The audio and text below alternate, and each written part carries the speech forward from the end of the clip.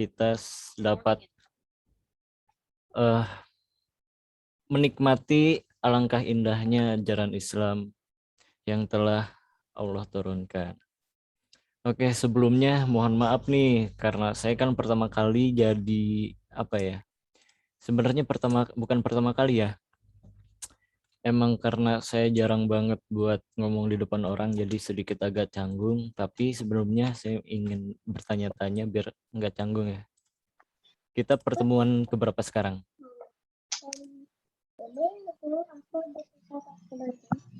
Halo?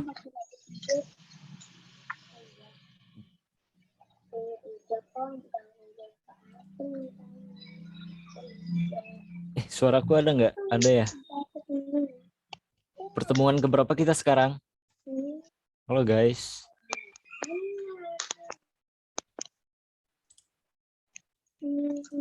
Lupa Kak. Lupa ya? Karena mungkin kemarin ada yang jawab pertemuan keempat. Karena mungkin kemarin kita ada jeda dulu dikarenakan UTS, jadi teman-teman bisa dimaklumi untuk lupanya.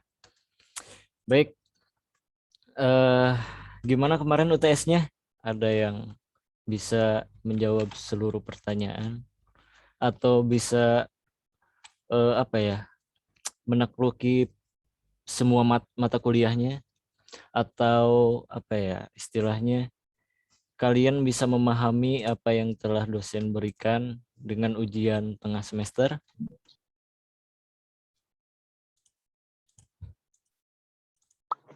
Alhamdulillah Kang Tremor. Alhamdulillah Kang Tremor, siap. Alhamdulillah bisa dijawab ya. Semoga kita semua mendapatkan hasil yang terbaik di UTS dan ujian-ujian selanjutnya. Amin. Oke, saya sebagai pembawa acara Habibul Ahlul Zikri Al-Munjir ingin membacakan acara yang akan kita laksanakan. Yang pertama adalah pembukaan, yang kedua pembacaan ayat suci Al-Quran, yang ketiga pemaparan materi, yang keempat tanya jawab, dan yang kelima penutupan. Mungkin langsung saja kita ke pembukaannya. Mari kita buka acara mentoring pertemuan keempat ini dengan mengucapkan Al-Basmalah bersama-sama. Bismillahirrahmanirrahim. Baik, mungkin selanjutnya kita ke pembacaan ayat suci Al-Quran. Kepada yang bertugas dipersilahkan. Assalamualaikum warahmatullahi wabarakatuh. Waalaikumsalam warahmatullahi wabarakatuh. Sebelumnya suaranya jelas? Jelas, Kang. Baik. A'udzu billahi minasy syaithanir rajim. Bismillahirrahmanirrahim. ولا تركنوا إلى الذين ظلموا فتمسكم النار وما لكم من دون الله من أولياء ثم لا تنصرون وأقم الصلاة طرفي النهار وزلفا من الليل إن الحسنات يذهبن السيئات ذلك ذكرى للذاكرين واصبر فإن الله لا يضيع أجر المحسنين صدق الله العظيم. Assalamualaikum warahmatullahi wabarakatuh.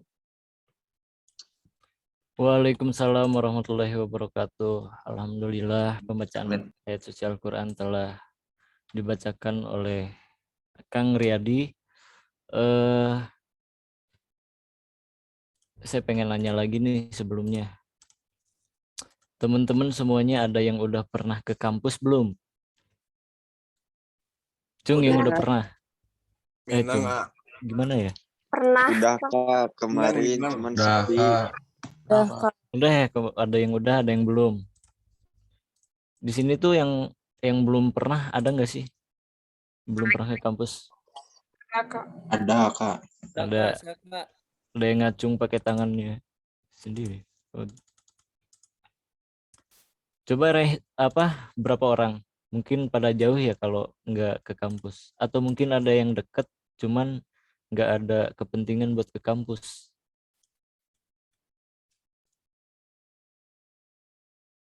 Nggak ada mungkin pada jauh dari lokasi kampus, dan kalau bisa main lah ke kampus gitu.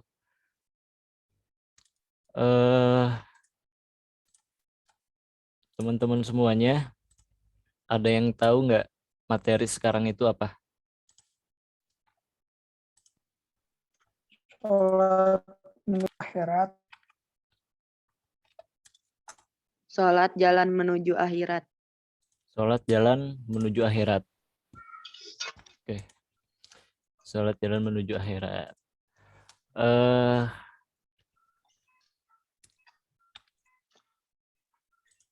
Jadi sebelumnya ada yang sudah terbayang-bayang sama itunya belum? Sama materinya bakalan kayak gimana, atau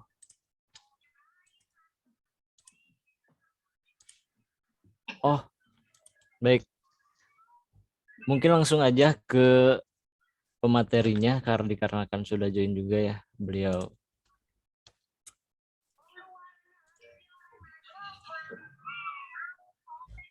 Bisa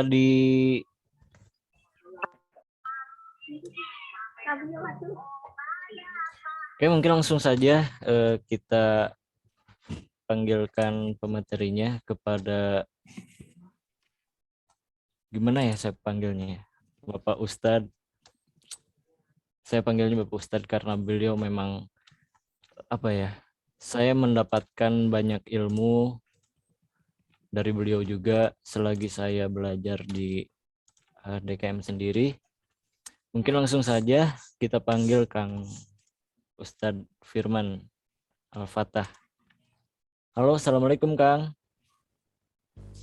Waalaikumsalam warahmatullahi wabarakatuh. Gimana Kang kabarnya? Alhamdulillah sehat. Gimana keadaannya di sana? Alhamdulillah baik-baik saja kami Kang. Mungkin langsung aja nih Kang. Saya persilahkan buat pemaparan materi yang akan dibawakan oleh Kang Firman. Waktu dan tempat dipersilahkan. Oke, mungkin bisa ditampilin itu ya.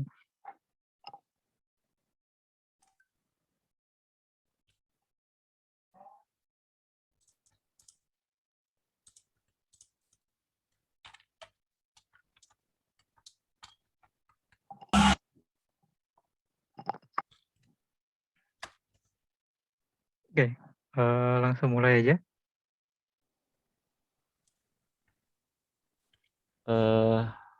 Boleh Kang. Tapi sebelumnya kan teman-teman di sini pada belum tahu ya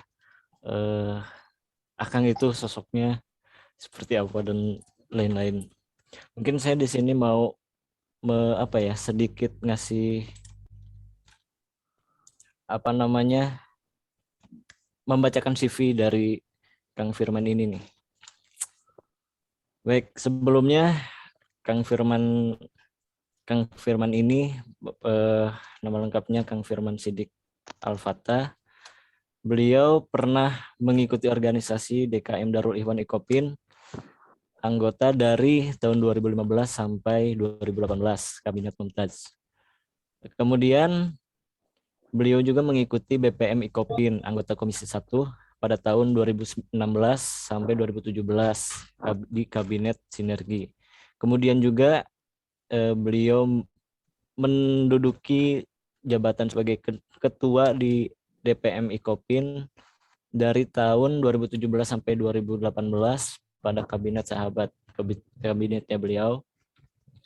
Yang kemudian beliau juga mengikuti FL2MI FLNMI sebagai ketua pada tahun 2017 sampai 2018, dan beliau juga aktif sebagai staf pengajar Yayasan Ma'arif Miftahul Hidayah di tahun 2019 sampai 2021.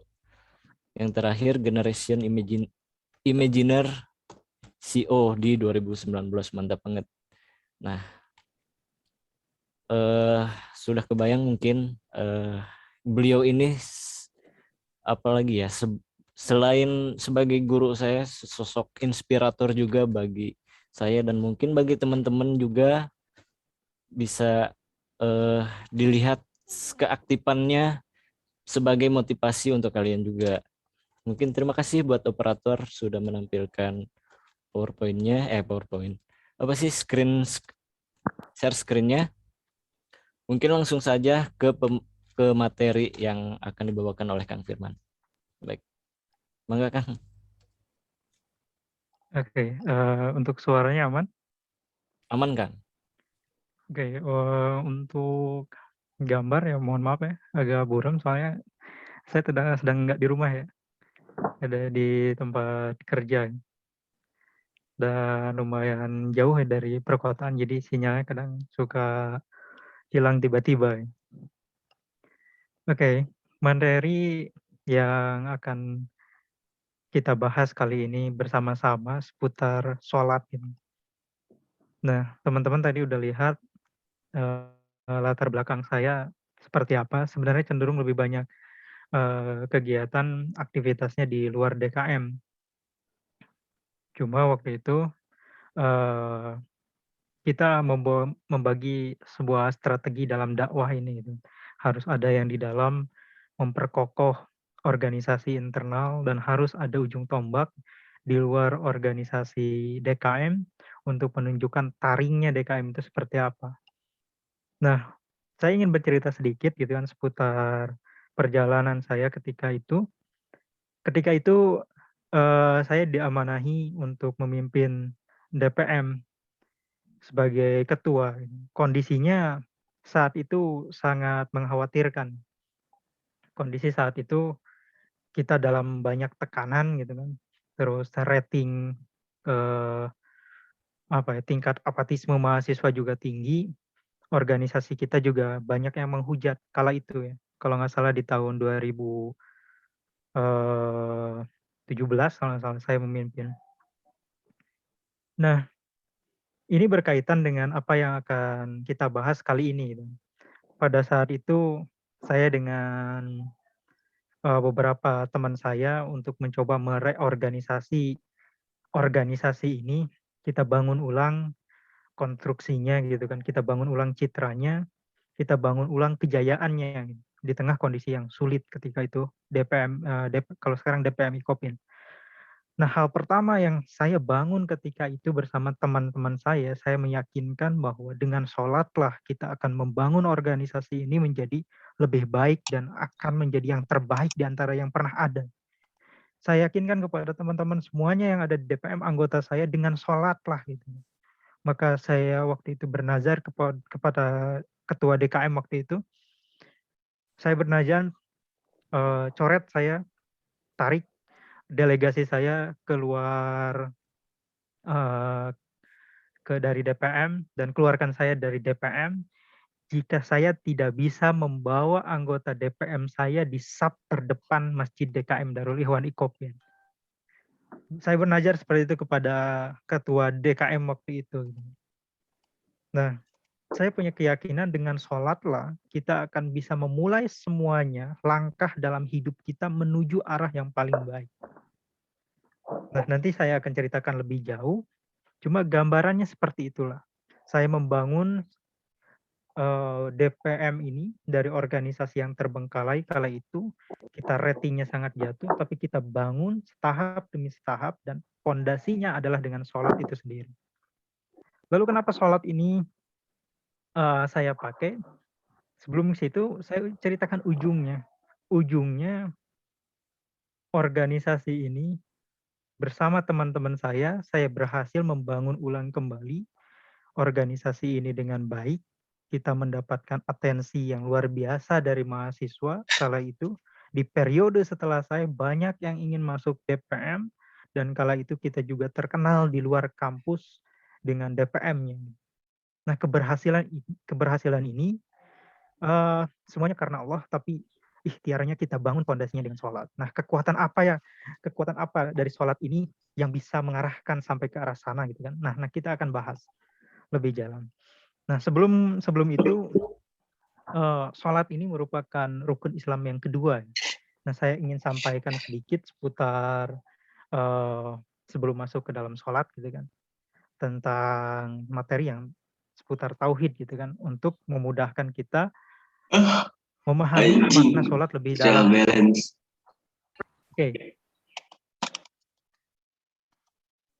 Oke. Yang pertama, ini dasar sekali ya, dasar konsep kita dalam memahami Allah itu siapa dan untuk apa kita hidup. Oke, kita adalah manusia. Manusia itu tabiatnya adalah lemah. Ketika manusia lemah itu, manusia memerlukan tempat berlindung dan bernaung. Kenapa manusia dikatakan lemah? Karena seperti yang dijelaskan dalam Al-Quran, kita lahir dalam kondisi yang tidak tahu apa-apa. Sekarang ini saja baru kita merasakan apa itu hidup gitu kan, bagaimana perjalanan hidup. Tapi tidak lama setelah ini, di usia 60 tahun kita kembali lemah. Kita tidak bisa apa-apa.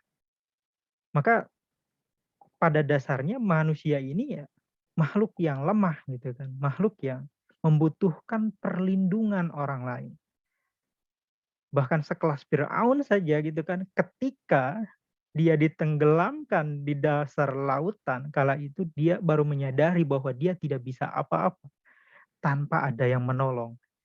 Nah, itu konsep tentang manusia. Kita harus benar-benar sadar diri bahwa manusia itu adalah makhluk yang lemah.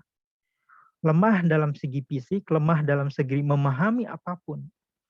Kita tahu waktu itu di zaman Renaissance gitu kan, di mana manusia kala itu mengesampingkan Tuhan atas dasar bahwa manusia itu sebenarnya sudah bisa melakukan apapun gitu. Tapi ujung dari Renaissance itu seperti apa? Ya kembali memunculkan kelemahan itu sendiri. Setelah zaman Renaissance, apa yang terjadi kala itu? Ya penjajahan untuk merendahkan manusia yang lain. Ya ujungnya itu, ketika manusia merasa dirinya kuat, dia akan menunjukkan kelemahan yang lain. Gitu. Dan bahkan kelemahan manusia dalam berpikir gitu kan, kita bisa tahu gitu kan, sampai sekarang ada teori gitu kan, dan kalau misalkan teman-teman baca buku-buku SMA yang sekarang, masih ada buku yang menceritakan seputar manusia itu nenek moyangnya adalah kera. Nah itu sampai ke pemikiran saja manusia itu lemah jika tidak ada orang yang melindungi, jika tidak ada zat yang melindungi, yaitu Allah Subhanahu wa taala. Nah, itu konsep dasar manusia. Maka manusia itu memerlukan Allah untuk tempat bernaung. Nah, itulah konsep dasar keimanan gitu kan. Bahkan jika teman-teman baca buku filsafat, ada yang mengatakan seperti ini. Jika Tuhan tidak menciptakan manusia, maka manusia akan menciptakan Tuhan itu. Maksudnya apa? Ini bantahan untuk orang-orang yang mengaku ateis gitu kan.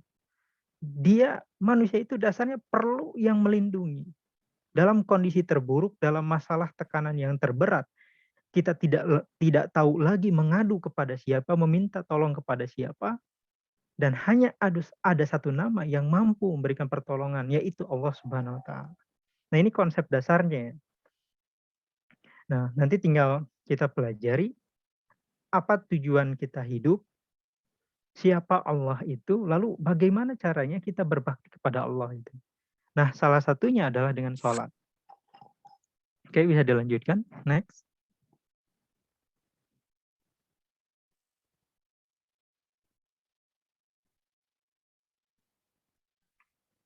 Ke slide berikutnya. Nah, sebelum ke sini, boleh lanjut dulu. Next. Terus.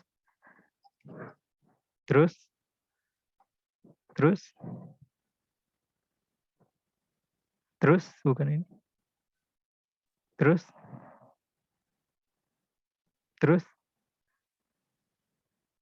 Nah, ini. Saya belum masuk ke pembahasan tentang sholat ya. karena kelemahan manusia tadi, kita perlu tahu siapa diri kita, kemana kita akan pergi, dan untuk apa kita hidup. Nah, pertanyaan-pertanyaan ini jika tidak dijawab dengan wahyu, maka kita akan sampai kepada titik di mana kita tidak tahu harus apa. Kita akan kehilangan arah. Maka perlu ada pembimbing untuk bisa memahami untuk apa kita hidup, lalu siapa yang menciptakan kita. Nah, di surat Toha ayat 14 ini memberikan gambaran gitu kan kepada kita tentang siapa yang mengatur dunia ini sehingga kita bisa ada di dalamnya, kita bisa melihat matahari secara teratur terbit, kita bisa melihat hujan, kita bisa melihat panas gitu kan. Kita bisa melihat langit dan bumi, dan itu semua gitu kan tidak mungkin.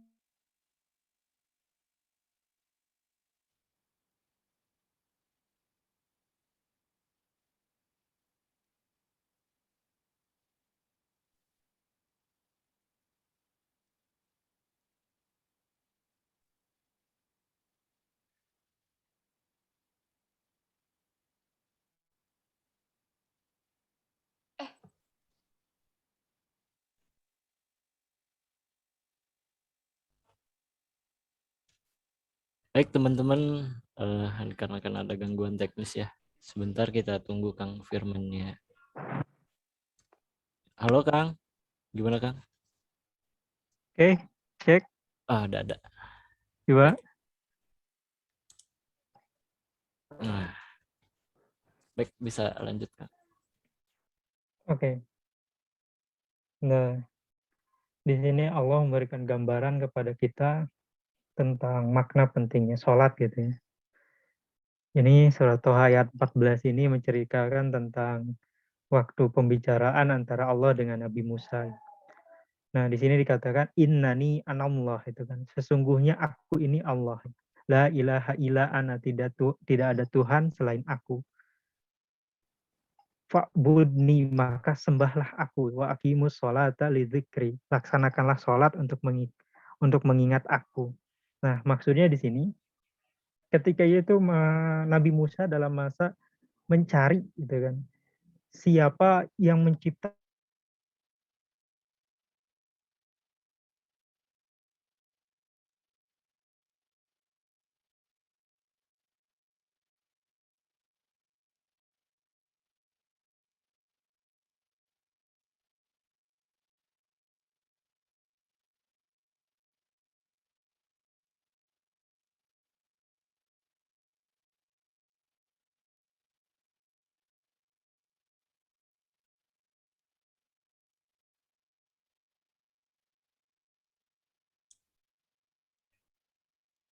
Baik teman-teman, ternyata masih gangguan juga ya. Terkendala sinyal, mohon dimaklumi karena kita semua juga merasakan di kala tempat kita sangat jarang bisa menangkap sinyal.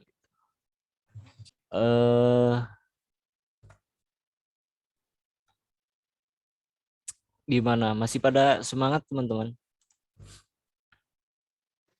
Masih alhamdulillah. Masih ya? Semangat. Masih. Mantap. Harus tetap semangat soalnya kan demi kebaikan bersama kita semua untuk mencari ilmu dan ridho Allah Subhanahu wa taala. Baik, Kang Firman gimana sudah? Kang Firman masih join lagi ya.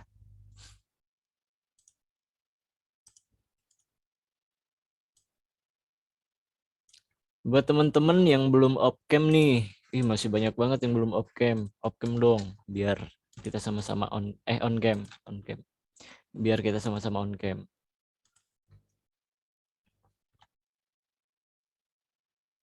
Iya Kak, sinyalnya dekat lalu menghilang. Yang jelas Allah tidak akan menghilang kalau misalkan kita terus memberi sinyal dengan doa. Gimana Kang Firman? Oh iya, Kang Firman masih belum join audionya.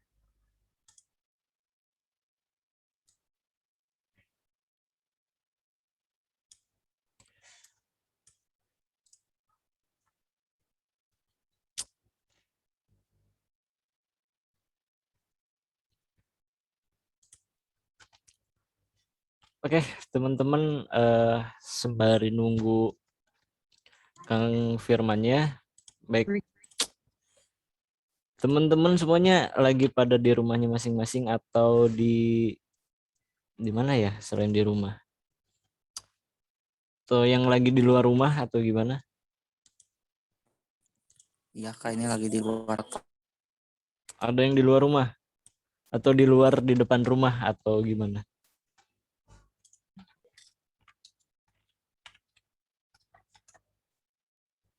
Di luar, oh. Di luar rumah. Kalau misalkan kalian nih ada yang lagi dekat kampus, bisalah main ke kampus juga ya. Sedikit menyinggung dari materi ini nih. Kita kan manusia lemah juga. Kita kalau bisa jangan apa ya, kalau misalkan ada hidayah, karena kita kan manusia, karena kita manusia dan manusia adalah makhluk yang lemah. Yang jelas seperti yang tadi Kang Firman sebutkan, karena kita lemah, kita membutuhkan apa namanya, membutuhkan sosial, membutuhkan makhluk sesama manusia.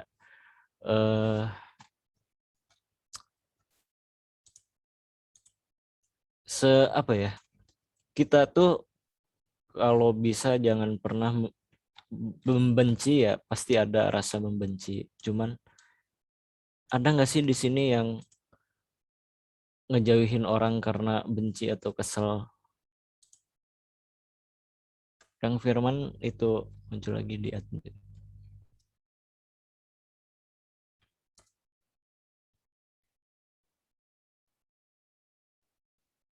Ada nggak yang ngejauhin manusia karena kesel? Temennya nih ngejauhin temennya karena kesel? Pasti Ada ya. Kak. Padahal alhamdulillah enggak. Ya enggak. Kalau misalkan ada seseorang yang menyakiti kita, ya kita balas dengan kebaikan yang bisa kita lakukan. Karena sebaik-baiknya manusia adalah yang bermanfaat bagi manusia. Mau manusia loh, bukan bilangnya bukan musuh, bukan apa gitu. Yang jelas musuh juga manusia, ya kita berikan yang terbaik buat mereka. Seperti itu. Gimana Kang Firmannya?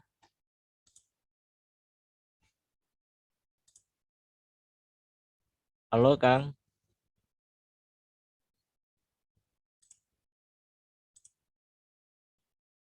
Belum ada ya? Oke. Tadi ada sedikit apa namanya teh? Ada sedikit cuitan dari Al-Qur'an surat apa?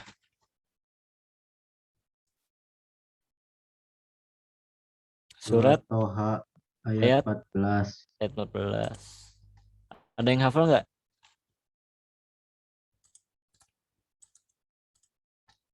Loh, ada yang hafal?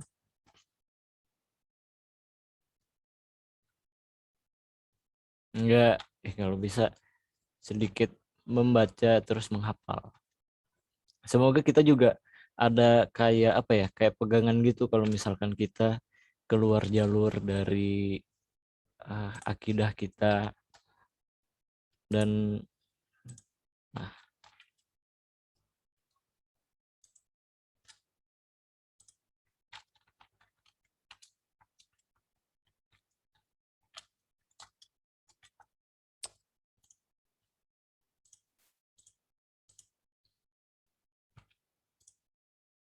sepertinya dikarenakan Kang Firmannya juga masih belum join juga ya, mungkin beliau lagi memperbaiki sinyalnya.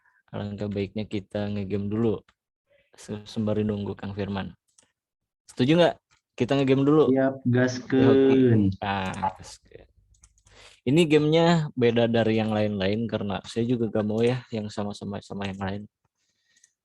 Lebih baik tampil beda gitu dari saya.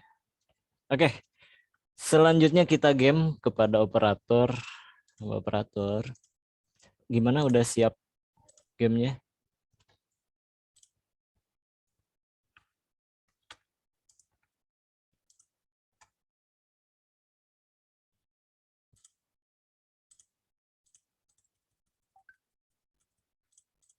Hadiahnya iPhone 11 Kak. Masya Allah.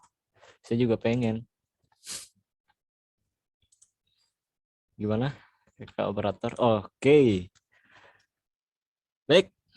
Ini dia game Who Games. Oke. Skin Legend. Baik. Itu buat para gamers ya. Skin Legend. Masya Allah. Oke. Mungkin langsung saja kita masuk ke gamenya. Kalau teman-teman semuanya pengen masuk ke game yang mana dulu nih? Game nomor 1, nomor 2, atau nomor 3? Atau kita berurutan dari 1, kedua, ketiga? 1, 1, 2, 2, 2, ya. 2. Dua suara. 3. Hei, nggak ada 4, nggak ada 4. 1 aja Kak, 1. karena di 2 ini tuh sakit.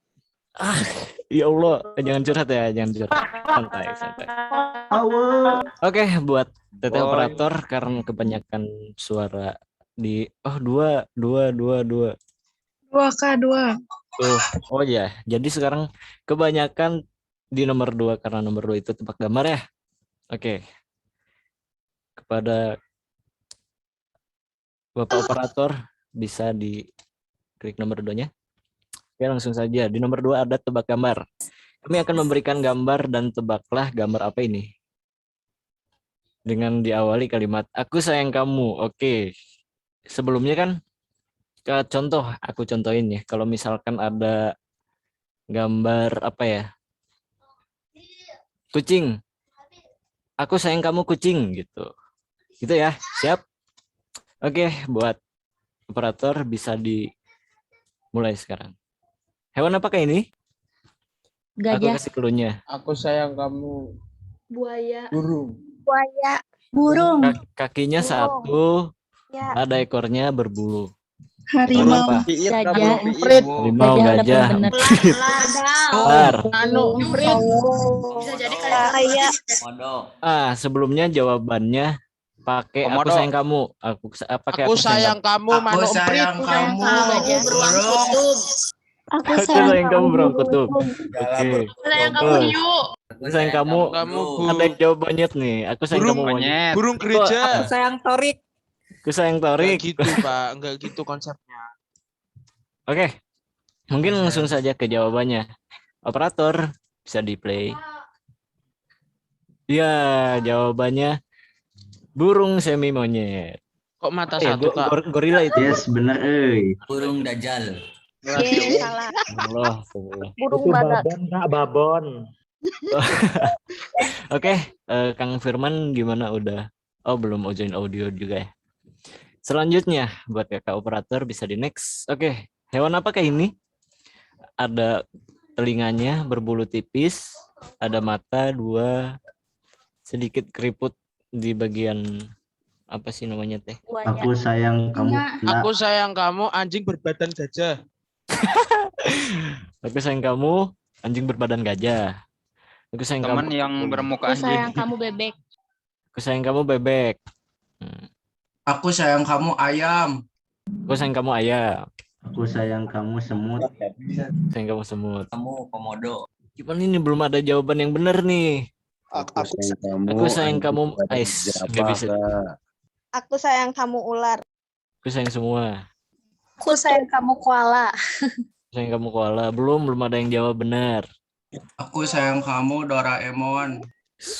Aku sayang kamu Hachibi. Ya nggak ada. Oke, mungkin langsung saja ya karena nggak ada yang jawab benar. Kita kasih jawabannya. Aku sayang kamu.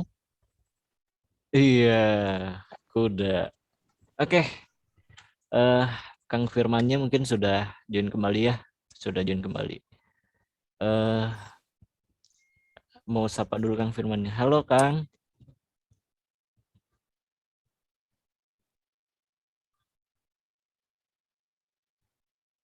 Audionya nonaktif lagi Kang Firman.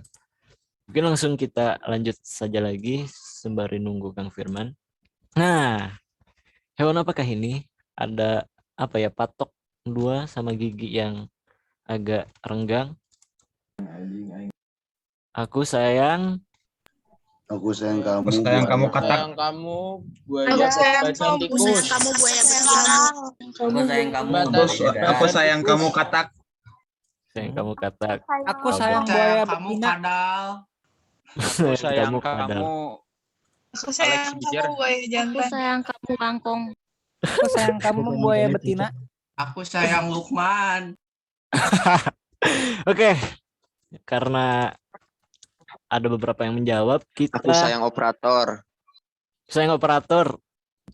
Boleh. Sebenarnya ya. Oke, kita tampilkan jawabannya. Ini dia. Aku nggak mau jawab. Wih, mantap. Betul buat yang jawab kodok. Aku sayang kamu. Buaya berbadan kodok, buaya loncat. Kodok bijer kan ya. Oke, bisa di next lagi. Operator. Langsung aja ya. Jawablah pertanyaannya. Pilih aja. Pilih yang mana lagi nih? Nomor 1 sama nomor 3. Nomor 2 udah ya. Nomor 1 sama nomor 3. Pilih yang mana? Nomor 3. Nomor 3, Kak. Kebanyakan 3. Oke. Buat operator bisa ditampilkan nomor 3. Berpikir sebelum menjawab. Jawablah pertanyaan dengan berpikir terlebih dahulu sebelum menjawab. Oke? Kita mulai gamenya sekarang. Dokter, jika sedang sakit, diobati siapa? Dokter. Pasien. Pasien. Diobati obat, Kak. Diobati dokter. Doa Dokter. Allah. Istrinya. Oke. Diobati kamu. Diobati perawatnya. Istri. Perawat. Sama mama, Diobati suster. Yang dokter Istri. Diobati sama aku. Istri, anak keluarga, sama aku. Diobati uang. Pasti sembuh. Ngobatin diri sendiri.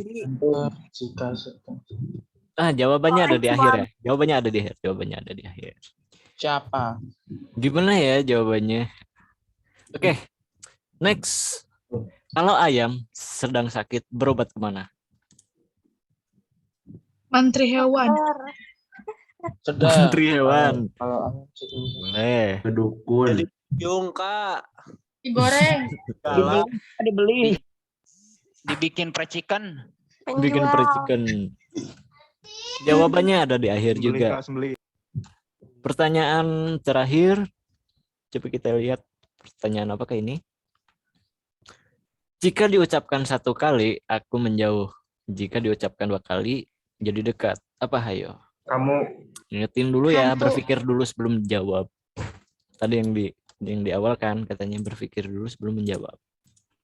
Jawablah dengan berpikir dahulu. dia, Kak. Dia diucapkan 2 kali jadi dekat. Apa hayo? Langit. Boleh juga sih jawaban. Iya. Curhat. Hujan berpikir. Love you buat kamu, love you to me. Mantan. Azan. Jawabannya ada di coba balik lagi. Berpikir sebelum menjawab. Jawablah pertanyaannya dengan berpikir terlebih dahulu. Berpikir gimana sih? Nah itu tuh. Itu jawaban dari semua pertanyaan game ini gitu. Oke. Kang Firman gimana? Sudah bisa berinteraksi? Ya, apalagi beliau. Coba Kang Firman lagi nyoba lagi ya. Bentar. Jangan dulu di close gamenya. Aku udah mikir.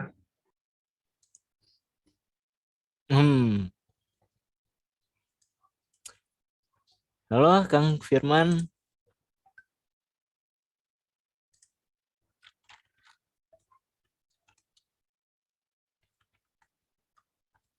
Nah, baik Kang Firman sudah terhubung kembali audionya. Halo Kang Firman.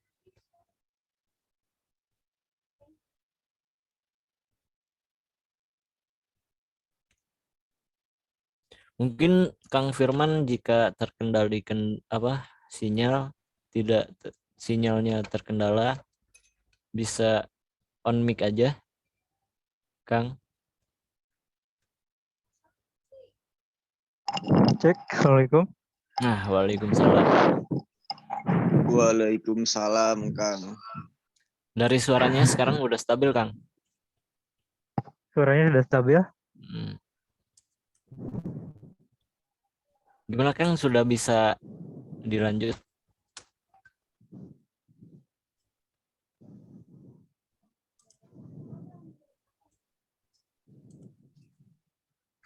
Halo, Kang.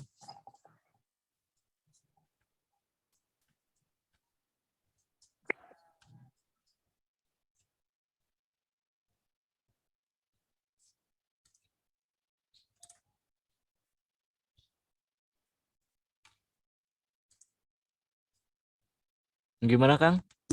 Sudah bisa dilanjut materinya?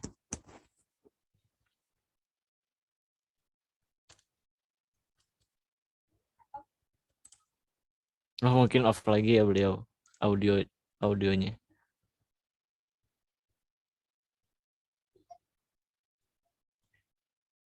Apa mungkin mau kita lanjut lagi yang game ke-1? Lanjut ya. Oke.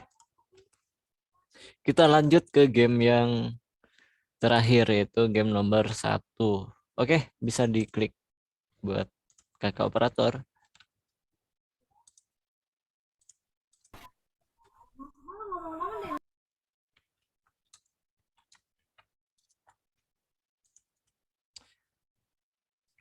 Fact match. Nah, ini apa ya? Pertanyaan yang dari pertanyaan disediakan beberapa fakta tentang sahabat Nabi. Coba pilih mana yang sesuai. Oke, bisa dimulai.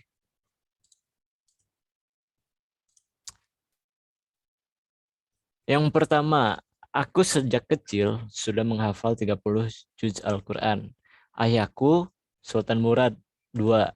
Aku penakluk Konstantinopel, Istanbul, Turki, dan mengubah Hagia Sophia menjadi masjid. Siapakah aku? Muhammad Al-Fatih. Muhammad Al-Fatih. Muhammad Al-Fatih. Mantap sekali ya jawabannya. Oke, buat kakak operator Muhammad Al-Fatih, apakah benar? Imam Syafi'i. Ya, jawabannya Muhammad Al-Fatih. Beliau adalah seorang pemuda belia di umur 21 tahun. Kalian umur berapa sekarang? 18, 19? 15, Kak. 12 tahun, 15. Kak.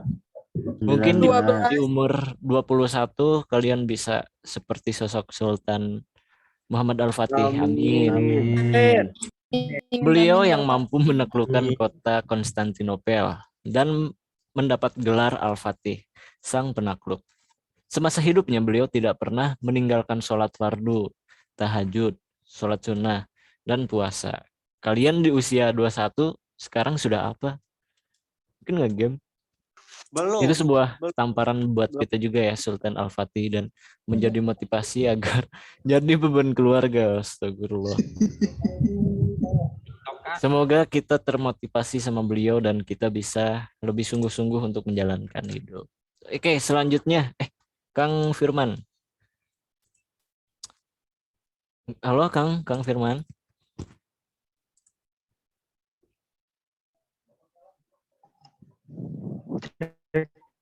Halo. Iya, halo Kang. Suaranya masih patah-patah.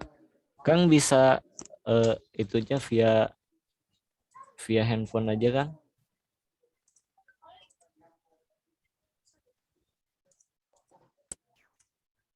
Biar sinyalnya langsung masuk ke handphone, nggak dibagi ke laptop. Gimana Kang?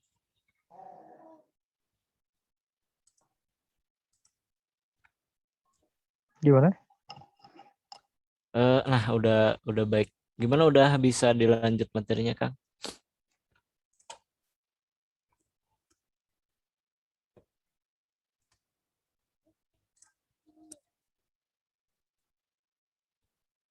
Iya, beliau diskoneksi lagi audionya. Oke, lanjut ke game pertanyaan yang kedua. Aku aku sang pembebas Al-Quds. Aku adalah panglima perang, aku berperang melawan tentara salib. Aku juga dijuluki singa padang pasir. Ini sedikit tipis ya dijawab di di pernyataan keempat. Siapakah aku? Salahuddin Al-Ayyubi atau Umar bin Khattab? Salahuddin Al-Ayyubi. bin Khattab. Salahuddin Al-Ayyubi. Salahuddin Al-Ayyubi. Ini ada filmnya, ada apa ya? Kingdom Heaven gitu, lupa lagi. Kingdom of Heaven bener kan? Nah, itu ya. Mahabharata. Enggak, benar. Umar garis keras, wih. Salahuddin Umar bin Khattab. Ya, buat pecinta Umar bin Khattab. Salahuddin. Saya salut. Salahuddin. Oke. Salahuddin. Kebanyakan Salahuddin Al-Ayyubi ya. Salahuddin Ayyubi. Jadi buat kakak operator bisa diklik Salahuddin Ayyubi. Apakah benar? I am Salahuddin Ayyubi. Beliau dikenal di Eropa dengan kesopanannya. Pencapaian utamanya membebaskan Palestina Al-Quds dan melawan tentara salib.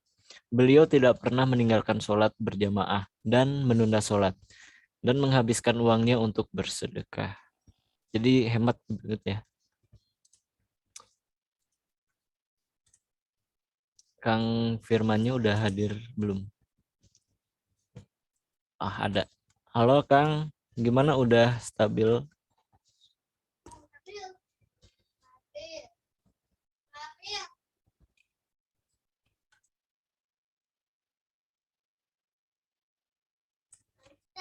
Halo Kang. Halo, cek. Nah, baik. Dari suaranya udah kayaknya lancar sih Kang. Ya, insya Allah, mudah-mudahan ya. Insya Allah. Tapi Kang gimana? Udah bisa lanjut ke materinya Kang? Ya, kita coba lanjut ya. Ya, mudah-mudahan lancar. Amin. Baik, buat kakak operator.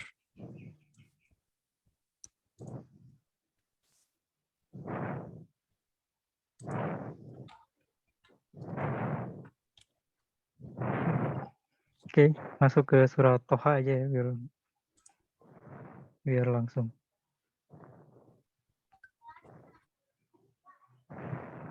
Oke, Bismillahirrahmanirrahim. Mudah-mudahan kali ini tidak ada kendala ya. Kita sama-sama berdoa kepada Allah, mudah-mudahan dilancarkan.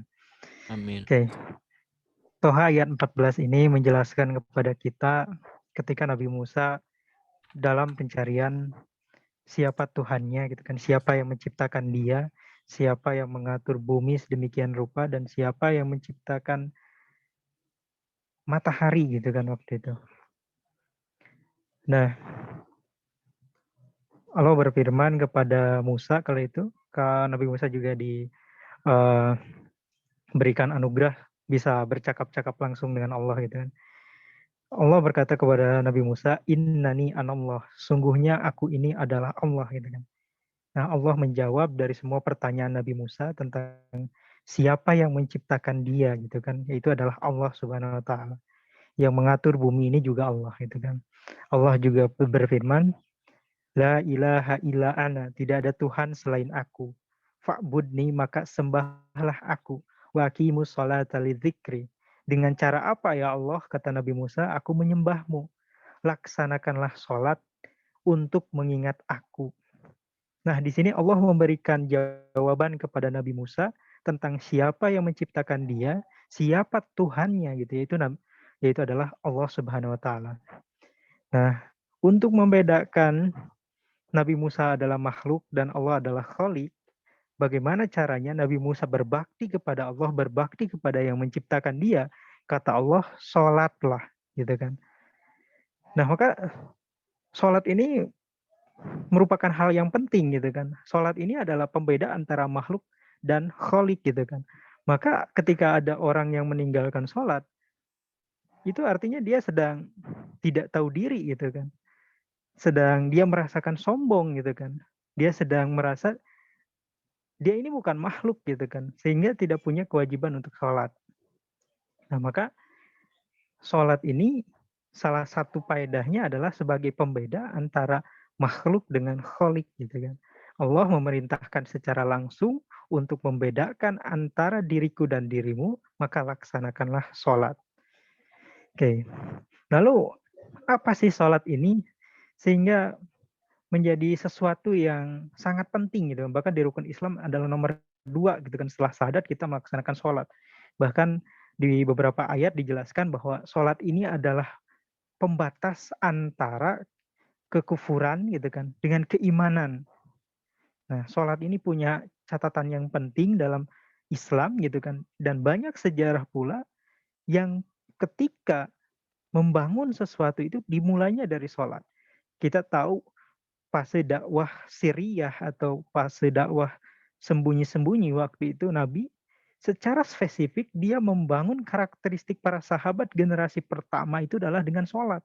Dengan sholatlah lahir generasi seperti Abu Bakar, Umar bin Khattab dan lain-lain, itu kan. Orang-orang yang punya karakter yang kuat seperti Abdurrahman bin Auf, gitu kan. Dibangun karakternya itu dengan sholat.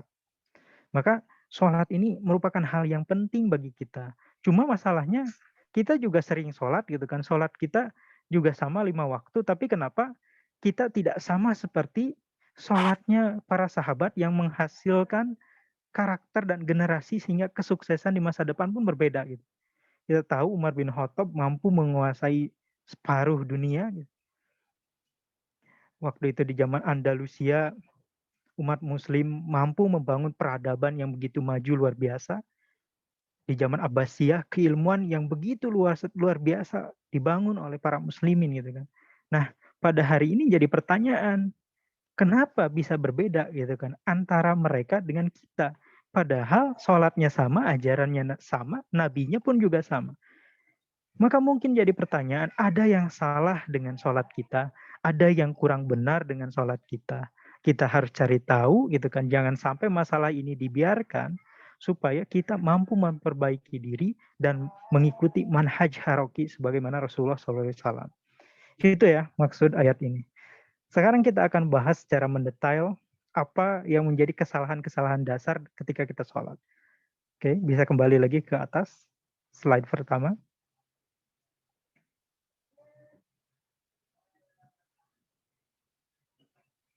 Ke atas.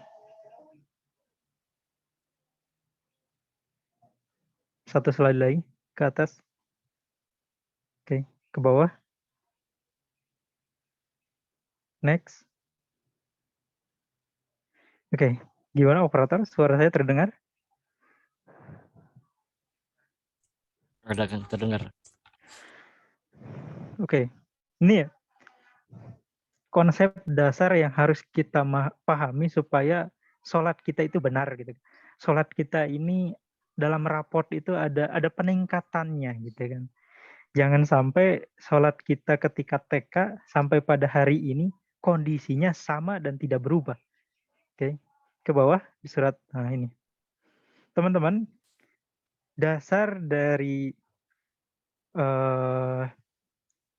pemahaman Islam itu kalau misalkan teman-teman baca seputar Sirah Nabawiyah, ketika Nabi mencari, gitu kan, wahyu pertama yang turun kepada Nabi Muhammad SAW adalah perintahnya untuk Iqra bismi rabbik, gitu kan, untuk membaca, melihat, merenungkan apa yang ada di sekitarmu itu, gitu. Nah, dari hasil membaca ini dampaknya harus seperti ini. Sesungguhnya orang-orang yang beriman adalah mereka yang apabila disebutkan nama Allah gemetar hatinya, dan apabila dibacakan ayat-ayatnya kepada mereka bertambah kuat imannya dan hanya kepada Tuhan mereka bertawakal. Surat Al-Anfal ayat 2 ini menjelaskan kepada kita indikator keimanan seseorang itu ketika dibacakan nama Allah Subhanahu wa taala, maka bergetar hatinya. Dan apabila dibacakan ayat-ayatnya kepada mereka, bertambah kuat juga imannya gitu. Nah, kita harus mengecek kondisi keimanan kita saat ini gitu kan. Ketika dibacakan Allah gitu kan, sebagaimana tadi Nabi Musa, dia mencari siapa yang menciptakan dunia ini. Nah, jawabannya adalah Allah gitu kan. Ketika indikatornya sederhana saja, ketika azan saja, misalkan azan zuhur, kalimatnya adalah Allahu Akbar gitu kan. Nah, ketika dibacakan Allahu Akbar itu, bergetar nggak hati kita itu? Connect nggak dengan kata itu gitu kan? Kita merasa terpanggil nggak dengan seruan azan itu? Jika kita belum merasa terpanggil dengan seruan azan itu, jika kita bahkan tidak mendengar atau mengacuhkan suara azan itu, maka kita keimanannya patut dipertanyakan gitu kan.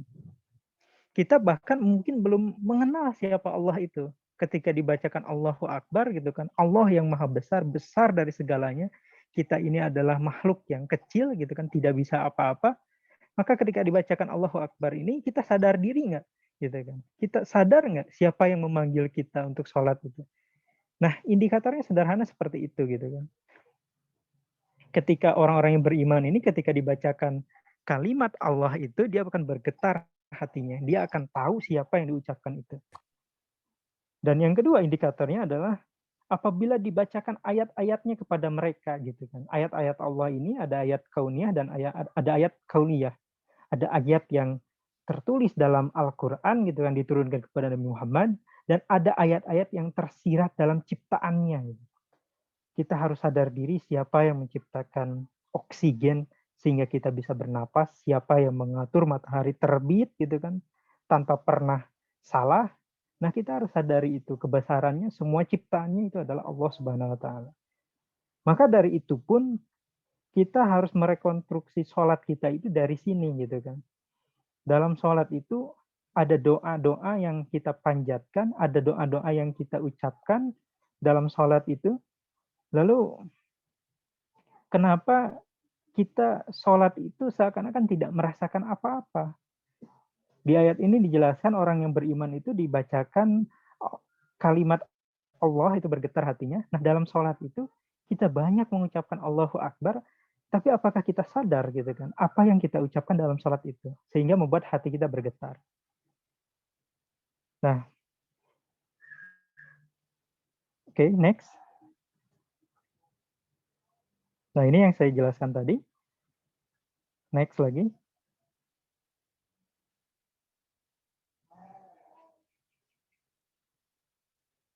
Ini sama yang tadi saya jelaskan, ya kan? Ayat yang pertama kali turun kepada Nabi Muhammad.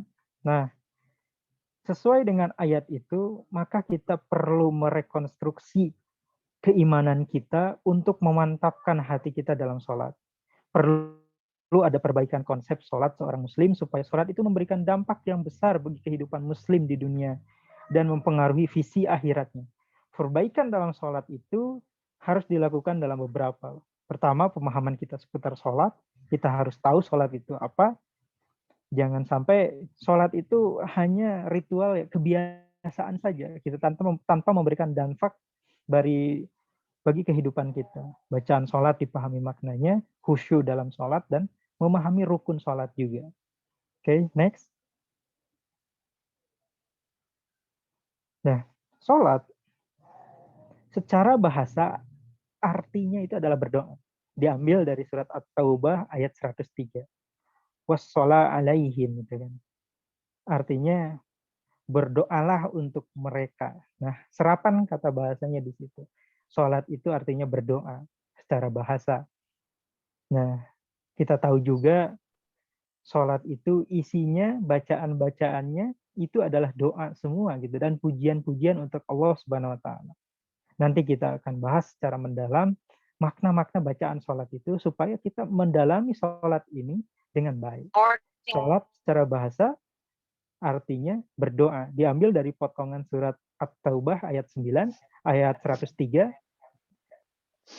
Asal katanya wassola, gitu kan. Wassola artinya berdoa. Oke, next. Nah, sholat Secara istilah para ulama disebutkan dengan suatu perbuatan atau perkataan yang dimulai dengan takbir dan diakhiri dengan salam sesuai dengan persyaratan yang ada. Nah, sholat ini secara istilah adalah pekerjaan yang diawali dengan takbir, mengikuti rukun sholatnya dan sunnah-sunnah sholatnya, dan diakhiri dengan salam. Itu definisi menurut para ulama. Nah, oke, next, selanjutnya. Nah, makna sholat, dua saja yang ingin saya bahas pada kali ini, tapi mudah-mudahan dua pembahasan ini memberikan dampak yang mendalam untuk kita semua. Yang pertama, sholat ini adalah pembeda antara khalik dan makhluk. Yang kedua, sholat sebagai pertolongan dari Allah untuk manusia. Kita akan bahas satu-satu secara mendalam. Yang pertama, next. Pembeda khalik dengan makhluk. Ini yang saya jelaskan tadi. Toha ayat 14 menjelaskan, Allah memerintahkan kepada Nabi Musa untuk beribadah. Untuk membedakan bahwa dia adalah makhluk dan saya adalah khalik. Caranya dengan apa? Laksanakanlah sholat. Sholat ini dijalankan juga oleh Nabi Musa dan nabi-nabi sebelumnya, sebelum Nabi Muhammad. Jadi sholat ini merupakan sesuatu yang sudah dijalankan oleh nabi-nabi kita terdahulu sebelum Nabi Muhammad. Oleh Nabi Musa salah satu contohnya. Yang kedua, next.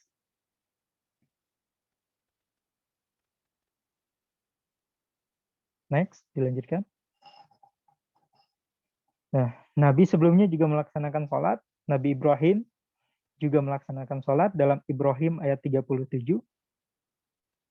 Sungguhnya aku telah menempatkan sebagian keturunanku di lembah yang tidak mempunyai tanaman-tanaman di dekat rumah engkau, Baitullah yang dirahmati. Ya Tuhan, yang demikian itu, agar mereka melaksanakan sholat, menjadikan hati sebagian manusia cenderung kepada mereka, dan berilah mereka rezeki dari buah-buahan. Mudah-mudahan mereka bersyukur. Di sini dijelaskan dalam Ibrahim ayat 37, Nabi Ibrahim juga melaksanakan sholat. Next.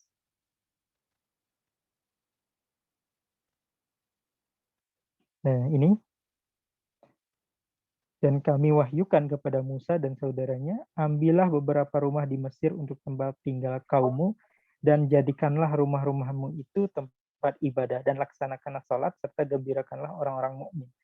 Di sini dijelaskan Nabi Musa dan saudaranya Harun juga melaksanakan sholat. Oke, selanjutnya. Next. Nah, dalam Mazmur 119 ayat 62, Nabi Daud pun juga melaksanakan sholat. Oke, lanjutkan.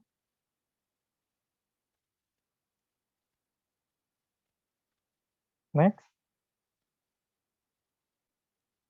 Ali Imran ayat 19, ayat 39 menjelaskan bahwa Nabi Zakaria juga melaksanakan sholat. Nah, ini ayatnya Ali Imran ayat 39. Next.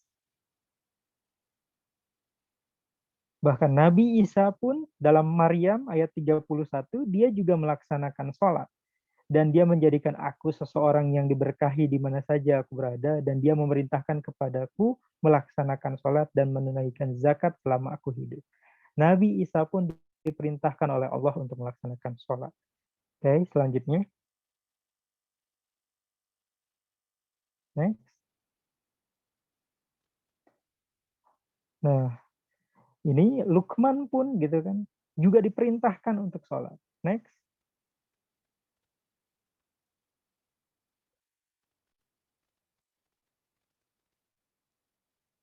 Selanjutnya, next. Nah itu ya, makna yang pertama adalah sholat itu adalah pembeda antara makhluk dengan khalik. Dan sholat ini juga merupakan ibadah yang dijalankan oleh nabi-nabi terdahulu dan sebelumnya. Dari Nabi Muhammad gitu kan, sampai Nabi Nuh alaihissalam, semuanya juga melaksanakan sholat gitu kan, diperintahkan untuk sholat. Maka sholat ini merupakan hal yang penting yang harus kita laksanakan sehari-hari supaya kita menjadi makhluk yang sebenar-benarnya makhluk gitu kan. Dan faidah yang kedua, selain sebagai pembeda antara makhluk dengan khalik, sholat adalah pertolongan dari Allah. Al-Baqarah ayat 45. Dan mohonlah pertolongan kepada Allah dengan sabar dan sholat. Dan sholat itu sungguh berat kecuali bagi orang-orang yang khusyuk. Nah, Al-Baqarah ayat 45 menjelaskan ketika kita melaksanakan sholat, maka di saat itu pula Allah memberikan pertolongannya kepada kita. Ayat ini menjelaskan, wasta'inu, dan mohonlah pertolongan kepada Allah di saat kalian memiliki masalah, di saat kalian memiliki banyak kerintangan dalam hidup kalian, maka mohonlah pertolongan kepada Allah Subhanahu wa taala dengan cara yang pertama adalah dengan sabar. Sabar artinya menyadari bahwa setiap masalah yang menimpa kita sebagai manusia itu tidak akan melebihi batas kemampuan kita. Jadi jika ada masalah, artinya kita pasti mampu menghadapi masalah itu. Sabar itu artinya menerima kenyataan. Sabar itu artinya menahan diri untuk tidak menyerah. Nah, ini maknanya yang pertama. Mintalah pertolongan kepada Allah dengan sabar menerima masalah itu dan percaya bahwa masalah itu diciptakan untuk kita dan kita mampu melaksanakan atau mengatasi masalah itu dengan baik. Dan yang kedua, solusinya adalah dengan sholat. Sholat ini pertolongan dari Allah, gitu kan. Maka di dalam sholat itu ada surat Al-Fatihah. Iyyaka na'budu wa iyyaka nasta'in. Iyyaka na'budu, hanya kepada Engkaulah kami mengabdi, hanya kepada Engkaulah kami menyembah. Wa iyyaka nasta'in, dan hanya kepada Engkaulah kami memohon pertolongan. Ada beberapa hadis yang menyatakan jika benar sholatnya dari takbir sampai membaca iyyaka na'budu wa iyyaka nasta'in, maka masalah yang kita miliki akan diangkat oleh Allah Subhanahu wa taala. Itu hadisnya hadis qudsi. Dan sholat ini sungguh berat kecuali bagi orang-orang yang khusyuk. Nah, sholat ini merupakan pertolongan atau jaminan dari Allah kepada umat manusia bahwa dia akan menurunkan pertolongannya. Karena sholat itu sendiri pun adalah doa. Cuma masalahnya adalah ketika kita tidak tahu apa yang kita ucapkan dalam sholat, gitu kan? Ketika kita tidak tahu maknanya sholat, ketika kita tidak tahu apa yang kita panjatkan dalam sholat, bagaimana Allah mau mengabulkan setiap permintaan kita? Kita pun tidak tahu maknanya sholat itu untuk apa, kita pun tidak tahu artinya yang kita bacakan dalam sholat itu apa, bahkan kita tidak tahu di setiap sujud kita itu apa yang kita pikirkan. Nah, maka kalau kita pahami betul faidah dalam sholat ini adalah pertolongan secara langsung dari Allah kepada umat manusia. Salah satu contohnya adalah Nabi Zakaria. Next, bisa lihat ayat ini.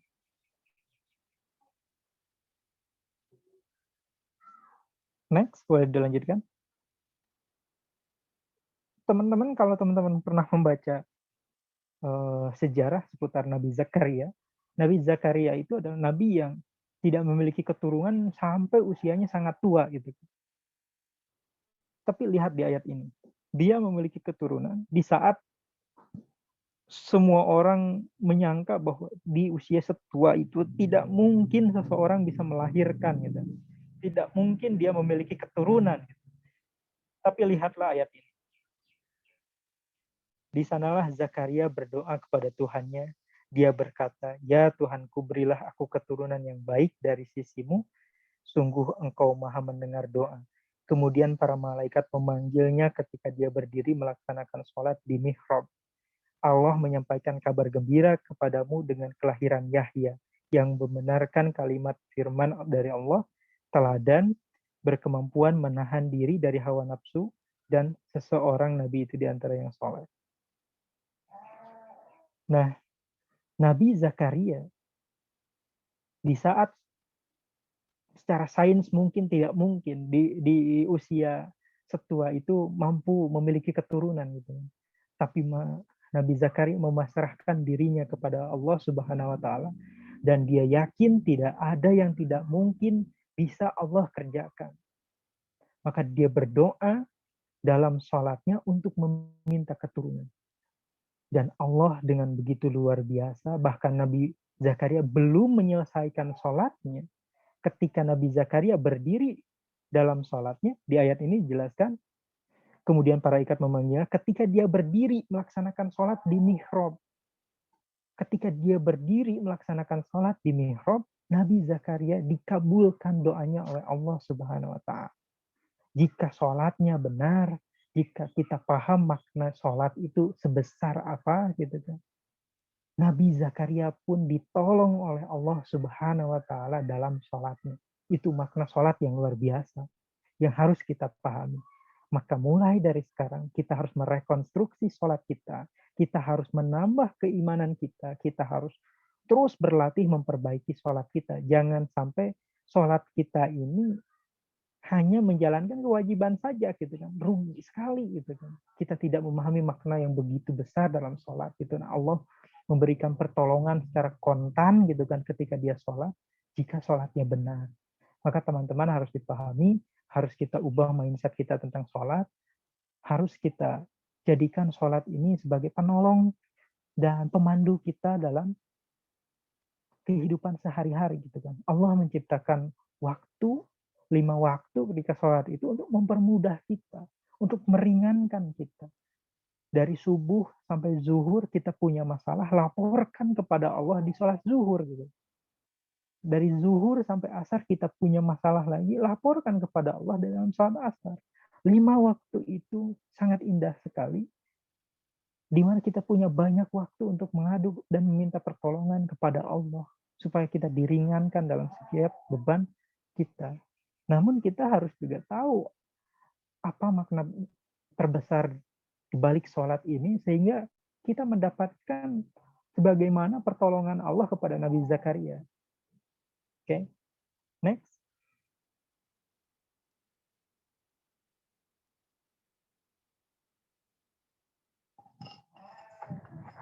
Next.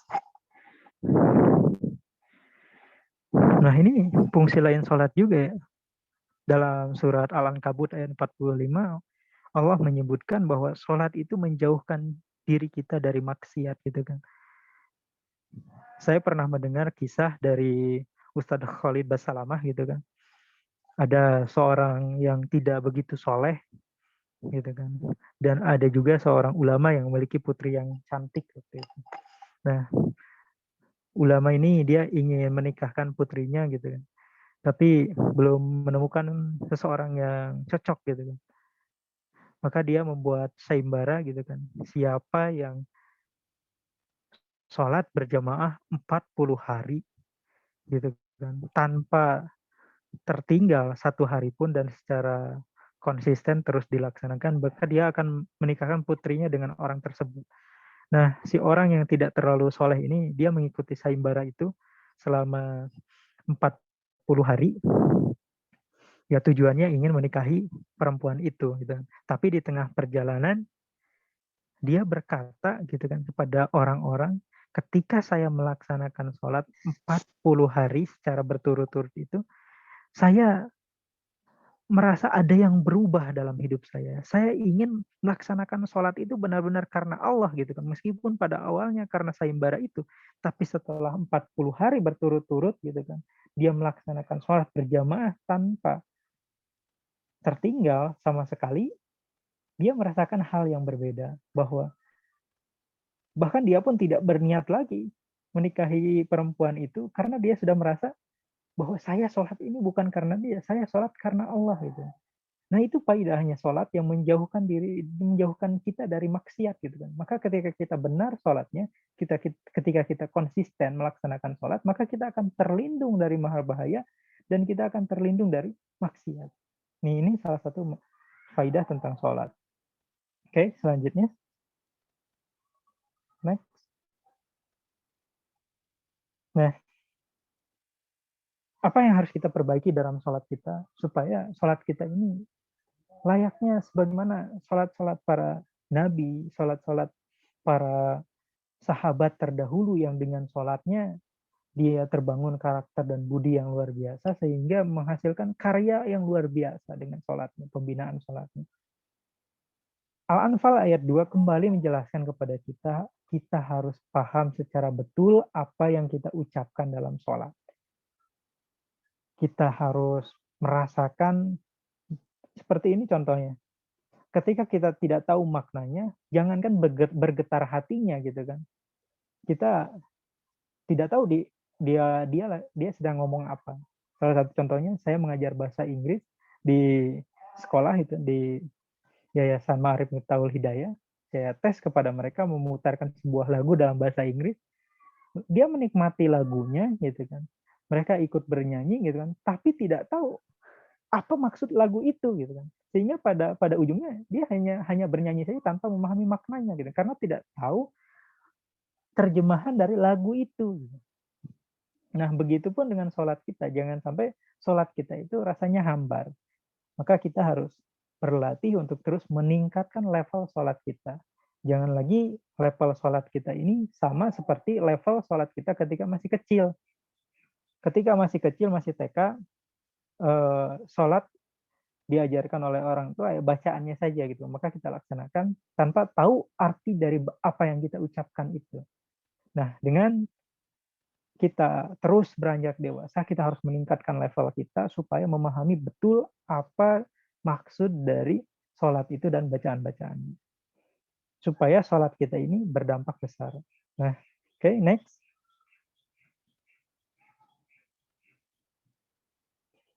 Yang pertama dalam sholat itu yang paling penting adalah niat dan takbirnya, gitu kan. Takbir ini kalimatnya Allahu Akbar. Kita harus paham secara betul siapa itu Allah dan apa yang diakbarkannya itu. Maka ketika kita mengucapkan Allahu Akbar itu kita tahu siapa yang kita panggil. Gitu.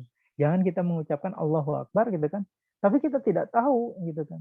Bahkan tidak peduli gitu kan dengan makna itu. Kita harus paham Allah itu adalah yang menciptakan kita. Allah itu adalah maha dari segala maha, dan akbarnya itu adalah sesuatu kekuatan yang besar gitu kan, di mana tempat kita berenang. Contoh kasus di Donggala waktu itu, kecelakaan besar gitu kan, musibah yang besar, ditimpa longsor dari mana-mana, ditambah tsunami waktu itu. Di saat kondisi seperti itu, dia tidak bisa bergantung kepada manusia yang lain. Kebayang misalnya, kalau dia seorang yang ateis gitu kan, akan menyebut apa di situ? Dia tidak percaya kepada Allah yang akan menolongnya dia. Nah, di saat kondisi seperti itu, dalam situasi yang kacau seperti itu, maka terlintas dia berpikir akan menyadari bahwa perlu ada seorang yang menolongnya lebih dari kekuatan apa yang ada di bumi ini. Nah, kita harus paham secara betul akbarnya Allah ini melingkupi seluruh apa yang kita lihat di muka bumi. Allah lah yang menciptakan oksigen sehingga hari ini kita masih bisa bernapas lega, gitu kan. Ketika ada penyakit gitu kan, kemarin virus corona, oksigen di sana sini mahal gitu kan. Nah, kebayang gitu kan. Allah cabut aja sedikit nikmat oksigen itu, ya repot tuh manusia itu. Gitu. Maka kita harus sadari betul siapa diri kita ini, bahwa diri kita ini penuh dengan kelemahan, gitu kan. Akbarnya Allah inilah yang akan menyelamatkan kita. Maka niatkan di situ, di dalam niat kita dalam sholat, buang semua urusan dan perkara dunia, fokuslah pada kebesaran Allah itu sendiri. Maka ketika kita takbir pertama kali, takbiratul ihram, Allahu Akbar. Kuatkanlah hati di situ, fokuskan untuk mengingat Allah dengan kebesaran-kebesarannya. Maka kita akan mulai sholat itu dari niatnya yang seperti itu. Jangan dan begini, saya sering melihat ketika waktu di kampus gitu kan, kok bisa orang gitu kan, sholat zuhur 10 detik beres gitu kan, ada yang 1 menit beres gitu kan, dia tahu apa yang dia baca atau tidak gitu kan. Masa meninggalkan ketika sedang berkomunikasi, sedang berdoa dengan begitu asik kepada Allah, begitu cepat gitu kan. Nah, ini niat dan takbirnya Yang harus kita perbaiki pertama kali ya kita sadari siapa Allah dan kebesarannya apa. Oke, next. Selanjutnya.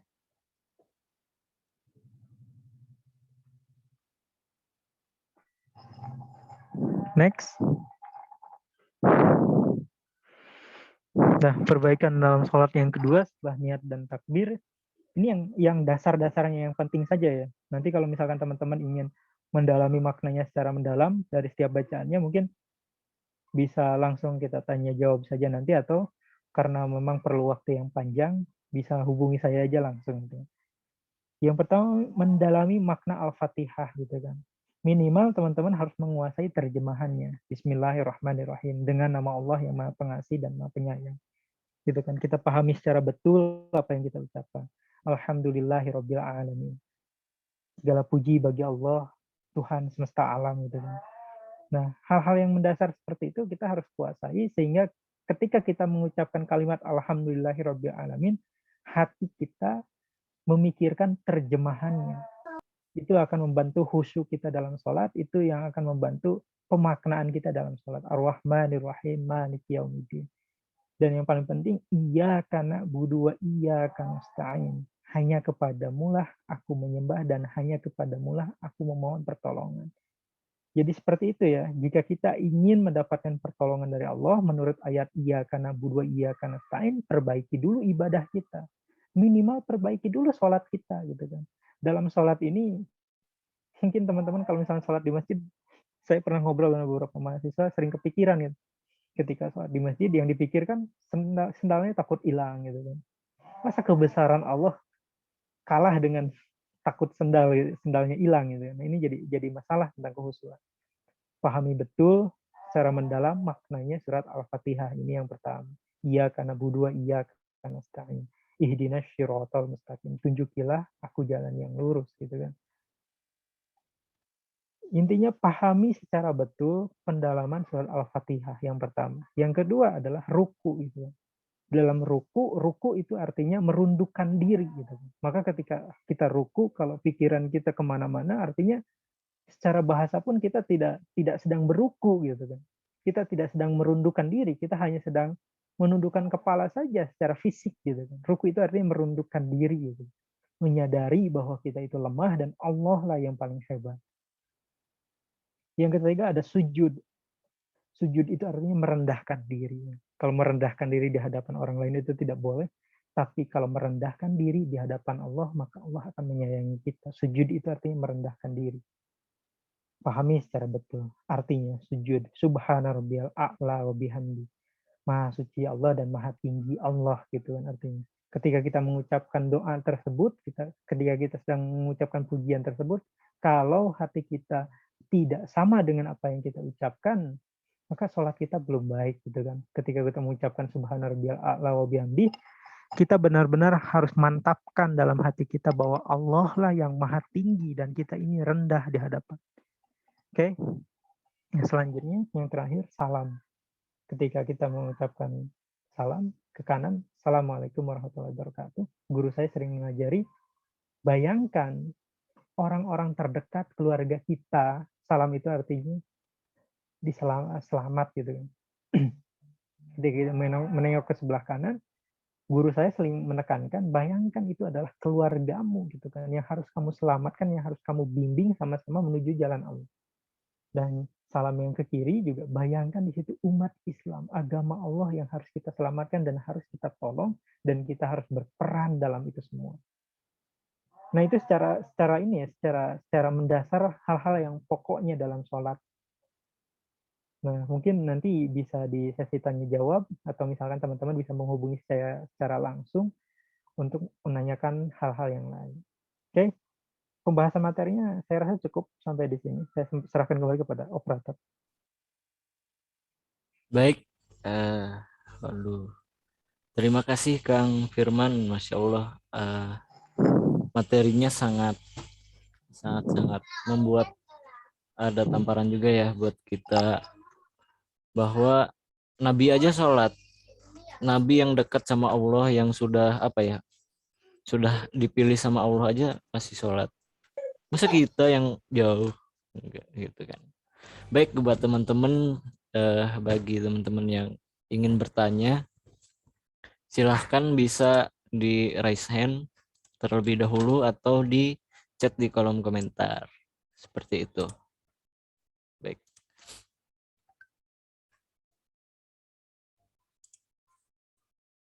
Kang Firman gimana, bisa on cam nggak, Kang? Biar lebih apa ya? Gimana? Bisa on cam nggak, Kang?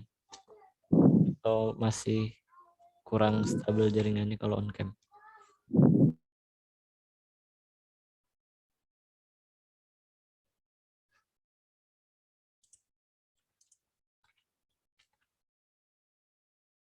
Ternyata nggak bisa ya. Oke. Baik teman-teman, gimana buat yang ingin bertanya bisa raise hand dulu atau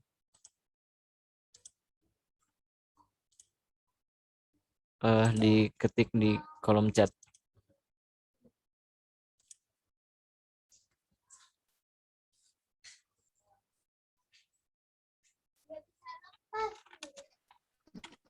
Kak mau nanya Kak. Boleh? Gini Kak, saya mau nanya yang dari slide awal yang kalau Tuhan tidak menciptakan manusia, manusia akan menciptakan Tuhan. Nah itu saya kurang mengerti Kak. Maksudnya itu gimana tuh? Oh, yang kata itu ya, kata dari apa, kata pepatah atau apa tadi? Ya filsafat kalau nggak salah. Filsafat dari siapa ya? Baik. Ada pertanyaan lain? Bertanyalah.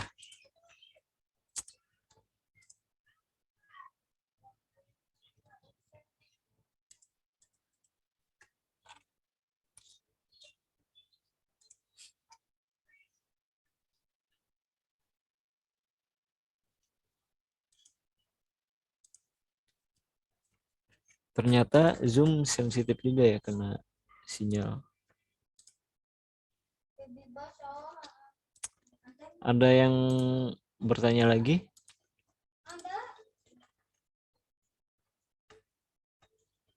Bisa langsung on mic aja atau diketik di kolom komentar gitu.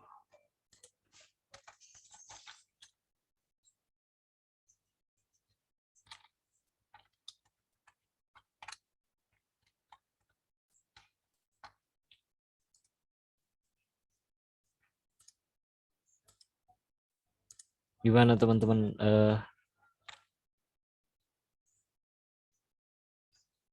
Kan gimana caranya mengatasi malas ketika mau mengerjakan sholat? Oke, masuk ke opsi apa? Tulis pertanyaan ya. Sembari menunggu Kang Firmannya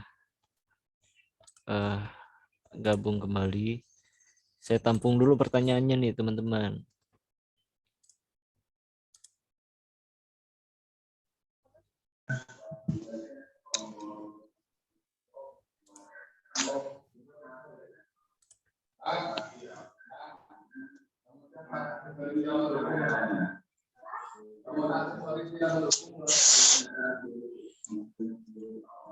Gimana? Ada lagi?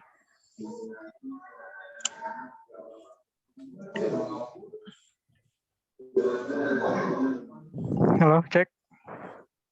Ya Kang, ada Kang. Oh ternyata belum stabil ya buat video Kang. Oh itu bisa Kang. Wes, ngobrol.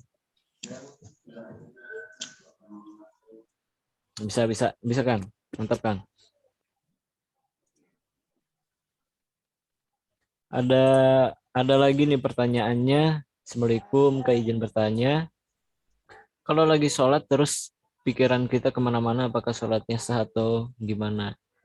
Dan oke, saya tampung dulu Kang. Ini ada pertanyaan nih sebelumnya.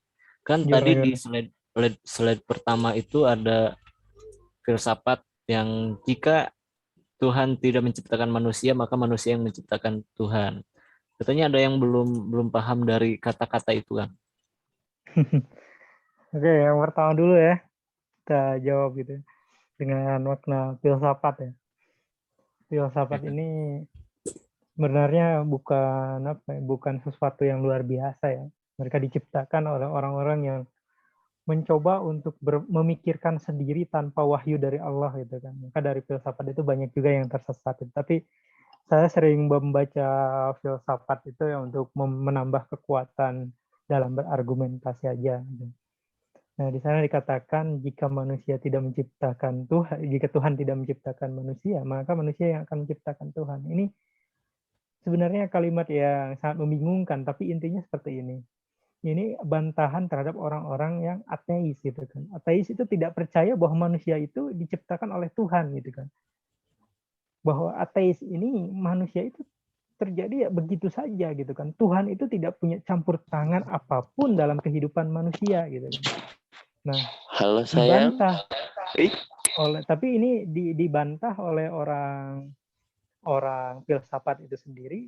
Jika Tuhan tidak menciptakan manusia gitu kan, lalu waktu itu ada kejadian besar di Athena gitu kan, ada musibah yang besar gitu kan, saat itu dia baru percaya bahwa Tuhan itu harus ada gitu, untuk menolong dia dari setiap masalah. Nah, maksudnya seperti itu gitu kan. Jadi manusia itu tidak bisa mengingkari adanya Tuhan, intinya itu. Bahwa dalam kondisi sesulit apapun, misalkan tadi yang saya ceritakan tentang ada Donggala, yang musibah besar di Donggala itu gitu kan. Kebayang kalau misalkan orang tidak bertuhan ada di situ gitu kan. Tetap dia dalam posisi kaget itu akan mengucapkan siapa gitu. Masa dia mengucapkan, ya pohon tolonglah aku gitu kan. Nggak mungkin ya, pohon juga runtuh pada saat itu. Yeah. Pasti dia akan menyebutkan Tuhan. Ya Tuhan, selamatkanlah aku dalam kondisi sesulit itu maksudnya. Jadi manusia itu pada dasarnya butuh Tuhan dalam kondisi apapun. Contoh misalkan orang-orang yang salah dalam memahami Tuhan gitu kan. Jepang itu negara yang maju kan dalam segi teknologi dan pendidikan. Tapi lihat ujungnya ketika dia tidak memahami makna hidup dia untuk apa dan tidak memahami Tuhannya secara benar. Karena masalah kerja atau tidak lulus dari sekolah pun orang Jepang bisa bunuh diri. Karena dia tidak tahu setelah itu mau menghadap siapa gitu. Dia tidak bisa menyerahkan masalah itu kepada siapa lagi gitu. Nah, itu maksudnya ya dari kata yang itu. Itu sebenarnya kata yang menarik saja buat saya gitu untuk disampaikan. Oke. Mantap sekali sih, gimana udah terjawab tadi yang bertanya tentang filsafat? Sudah. Udah ya. Makasih Kak.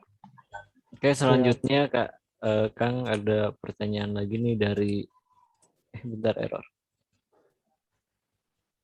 Dari kelompok Al-Ajiz. Kak, gimana cara mengatasi rasa malas ketika mau mengerjakan sholat? Gitu kan. Oke, gimana bisa diulang? Bagaimana cara mengatasi rasa malas ketika mau mengerjakan sholat? Mau ke masjid nih contohnya Kang, mau masjid males, duduk gitu contohnya. Oh, bagaimana cara mengatasi malas dalam sholat ya? Nah gitu kan. Ya, itu pertanyaan ya. Mengatasi malas dalam sholat itu, malas tuh disebabkan karena dua hal itu.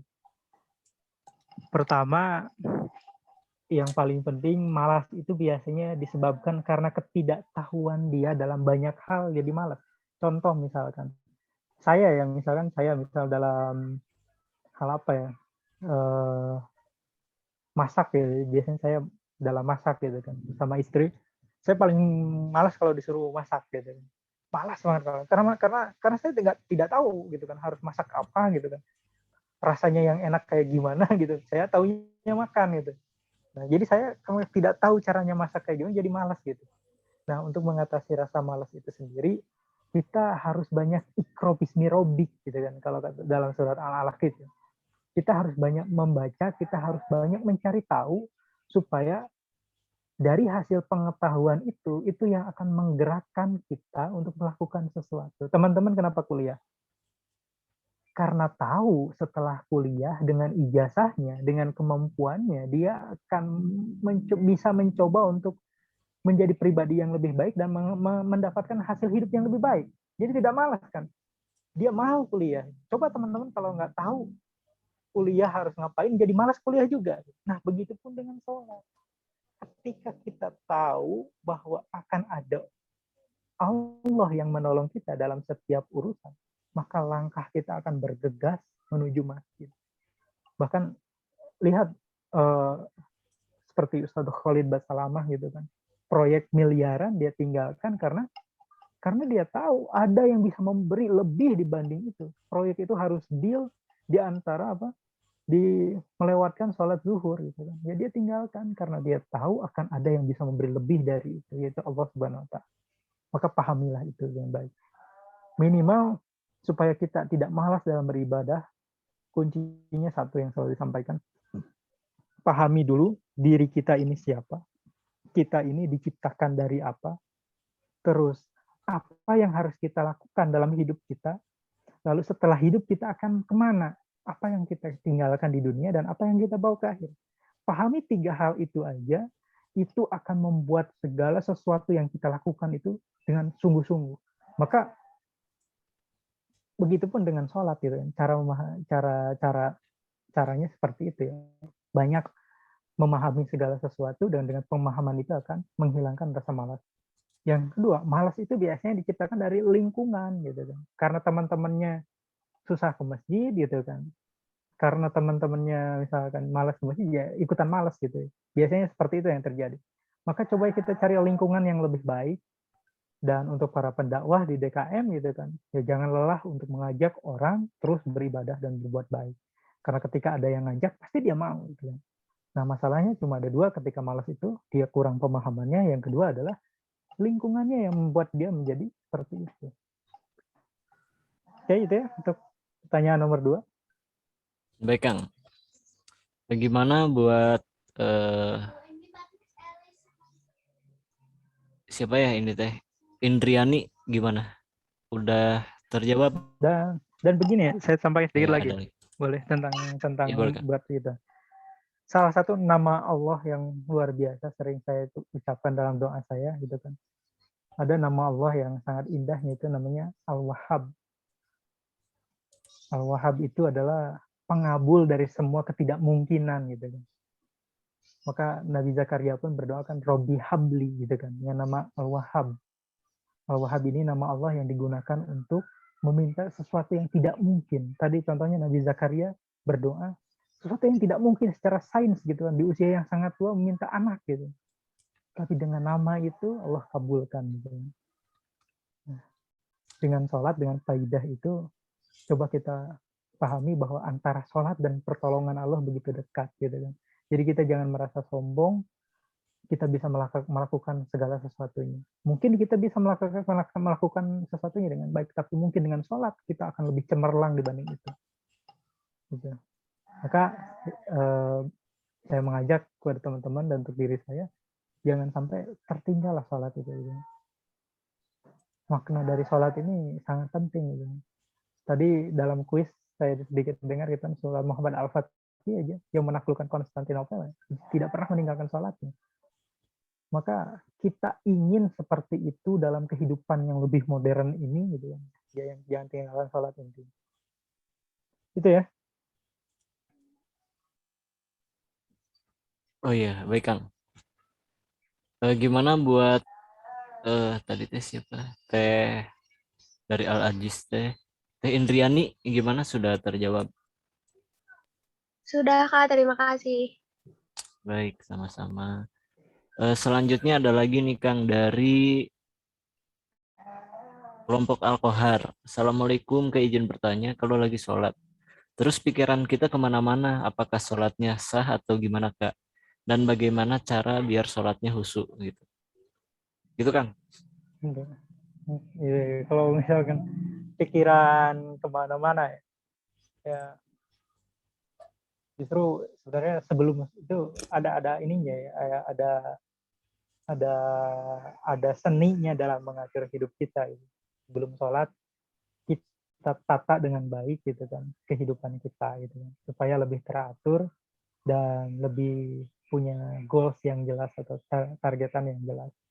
Nah, ketika kita dalam sholat pikirannya kemana-mana, sah atau tidak, ya sah gitu kan, karena perintahnya yang melaksanakan sholat gitu. Tapi mungkin esensi dari sholatnya itu sendiri kita tidak mendapatkannya.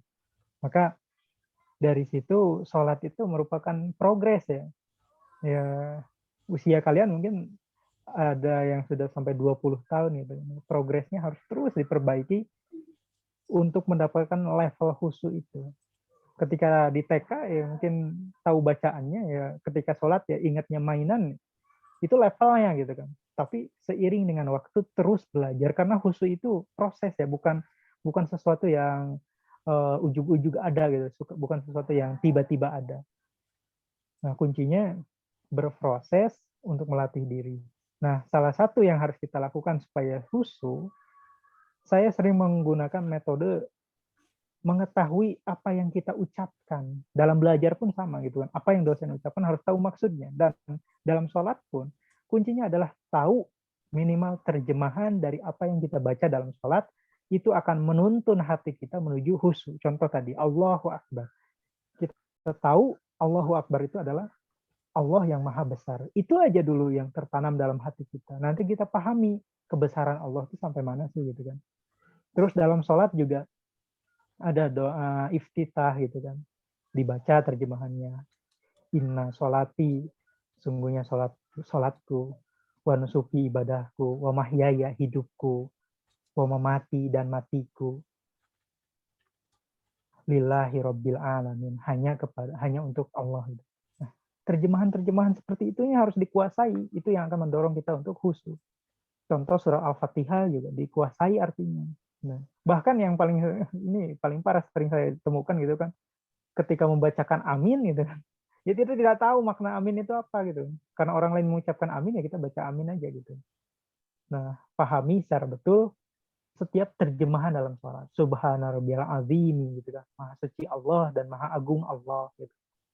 Mulut kita mengucapkan Arabnya, hati kita membacakan terjemahannya. Itu akan mendorong kita. Ya, terus yang paling intinya ya pahami secara mendalam makna dan poin penting dalam sholat. Itu aja ya. Kalau misalnya untuk khusyuk itu, yang pertama saya lakukan itu adalah memahami arti dari setiap bacaan sholat dan makna dari sholat itu sendiri. Itu yang akan mendorong kita untuk khusyuk. Baik, terima kasih Kang. Gimana buat dari kelompok Al-Qahar? Teh Mira, gimana, sudah terjawab? Apa masih?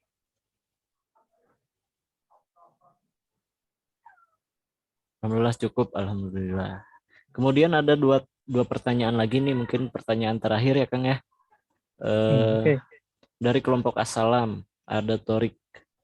Kang Torik bertanya, izin bertanya Kak, saya itu sering bangun subuh. Saya itu sering bangun subuh itu telat, bahkan sampai meninggalkan sholat subuh. Nah, pertanyaannya, apakah jika tidak sholat subuh akan berpengaruh sholat 5 waktu lainnya? Ya,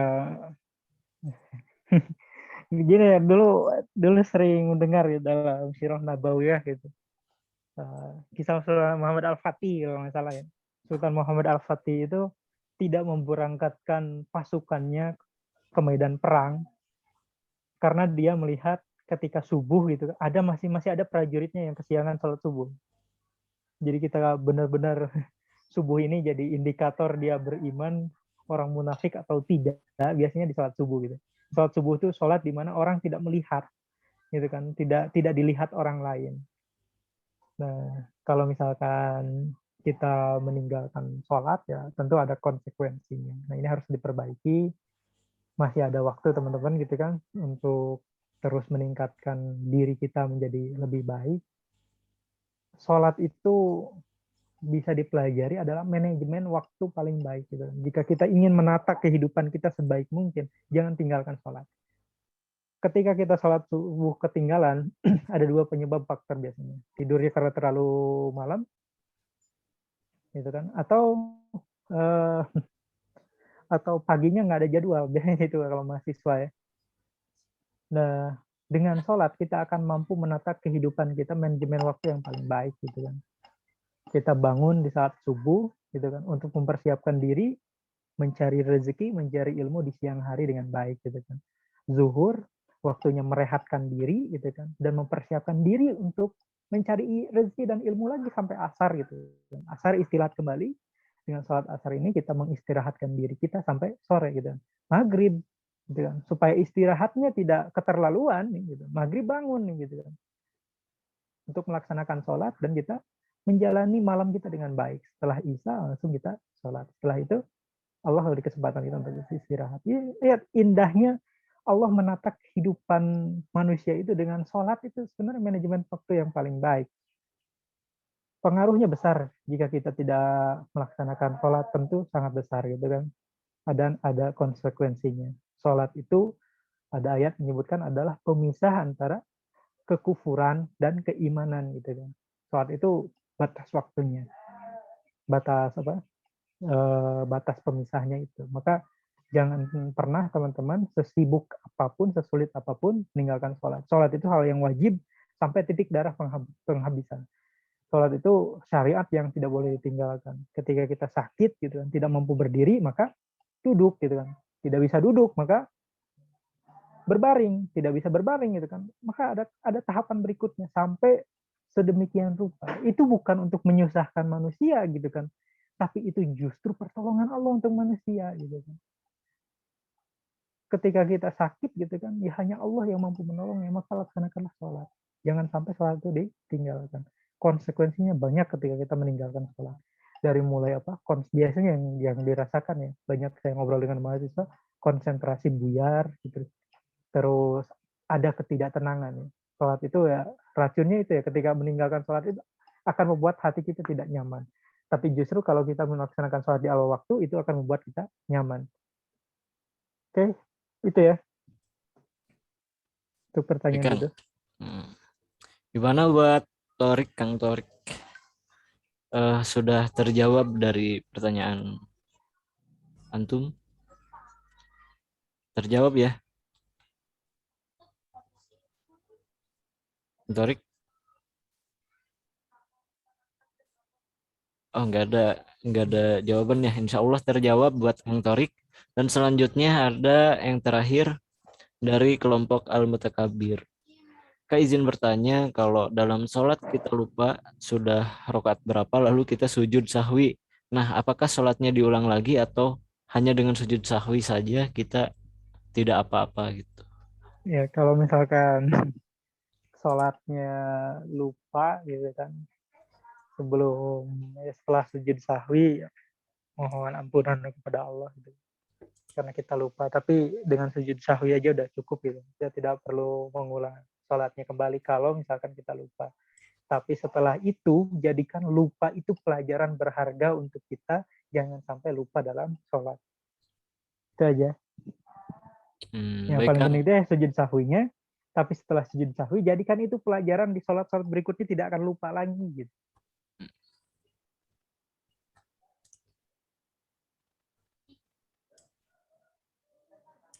Gimana buat itu aja.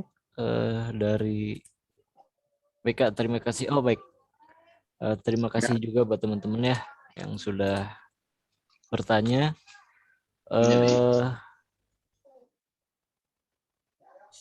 Gimana? Kak gini Kak, itu kan yang tadi pertanyaan Anissa, saya mau nyambung sedikit.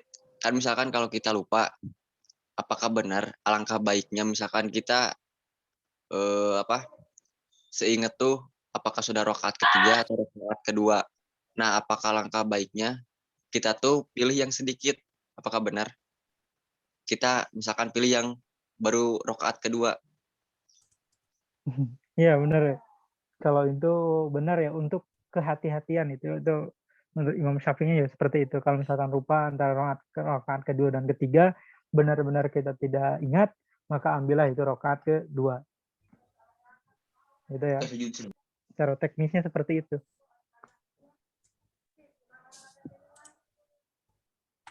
Baik, mungkin cukupkan ya karena waktu. Kita juga tidak bisa korupsi waktu juga ya, dikarenakan limit kita ada beberapa jam dari panitia. Baik Kang, mungkin udah cukup ya Kang. Bisa kasih pesan-pesan ya buat teman-teman yang ada di MI ini, peserta, buat teman-teman peserta dan juga panitia. Oke, untuk teman-teman MAI gini ya. Jika teman-teman sebagai mahasiswa, yang pertama harus dilakukan itu adalah banyak membaca ya. Membaca itu bukan hanya membatasi diri pada materi kuliah yang ada, tapi membaca itu membaca lingkungan ke depan akan terjadi seperti apa. Masa depan kita harus kita baca dari sekarang.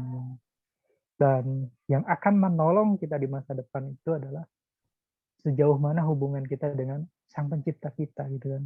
Sejauh apapun ketika kita menginginkan sesuatu gitu kan, tapi kita jauh dari yang bisa mengabulkan, maka jauh sekali harapan itu untuk bisa tercapai. Adapun kalau misalkan tercapai, maka itu bukan jadi sesuatu yang anugerah, itu akan jadi sesuatu yang akan membuat dia semakin tercela di hadapan Allah gitu kan.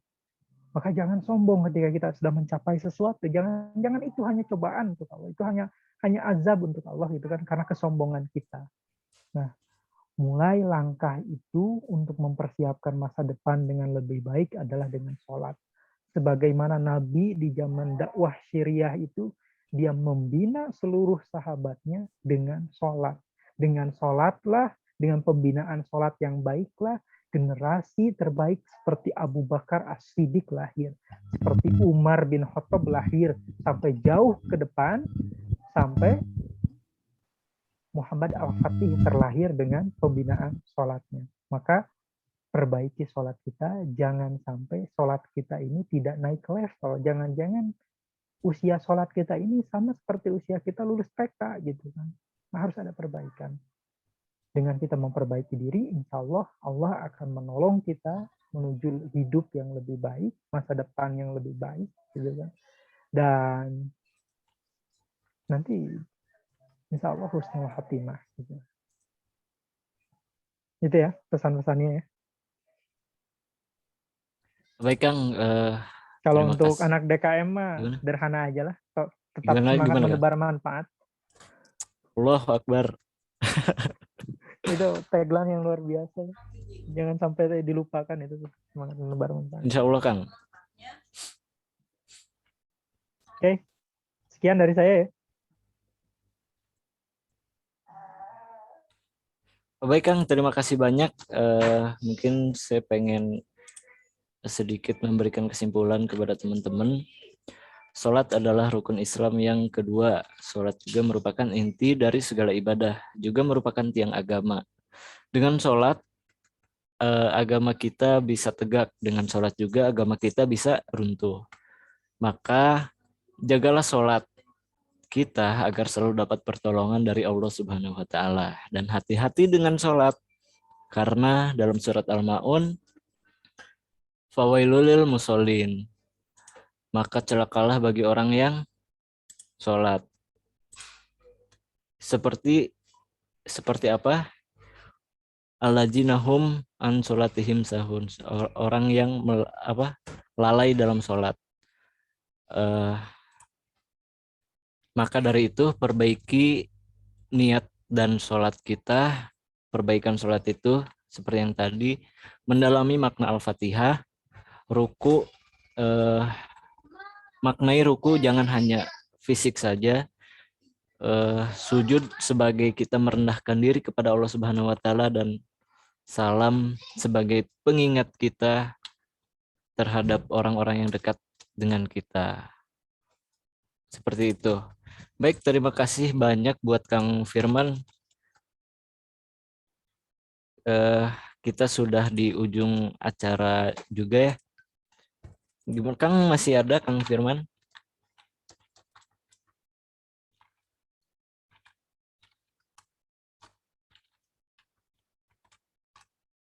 Sepertinya beliau sudah meninggalkan atau keluar sendiri karena sinyal mungkin. Tapi langsung saja kita ke acara terakhir, yaitu penutup. Mari kita tutup acara MAI ini dengan membacakan Alhamdulillah bersama-sama. Alhamdulillahirabbil alamin. Baik teman-teman, selanjutnya kita dokumentasi dulu ya. Diharapkan buat on cam teman-teman semua. Yuk Ankem yuk. Kita ada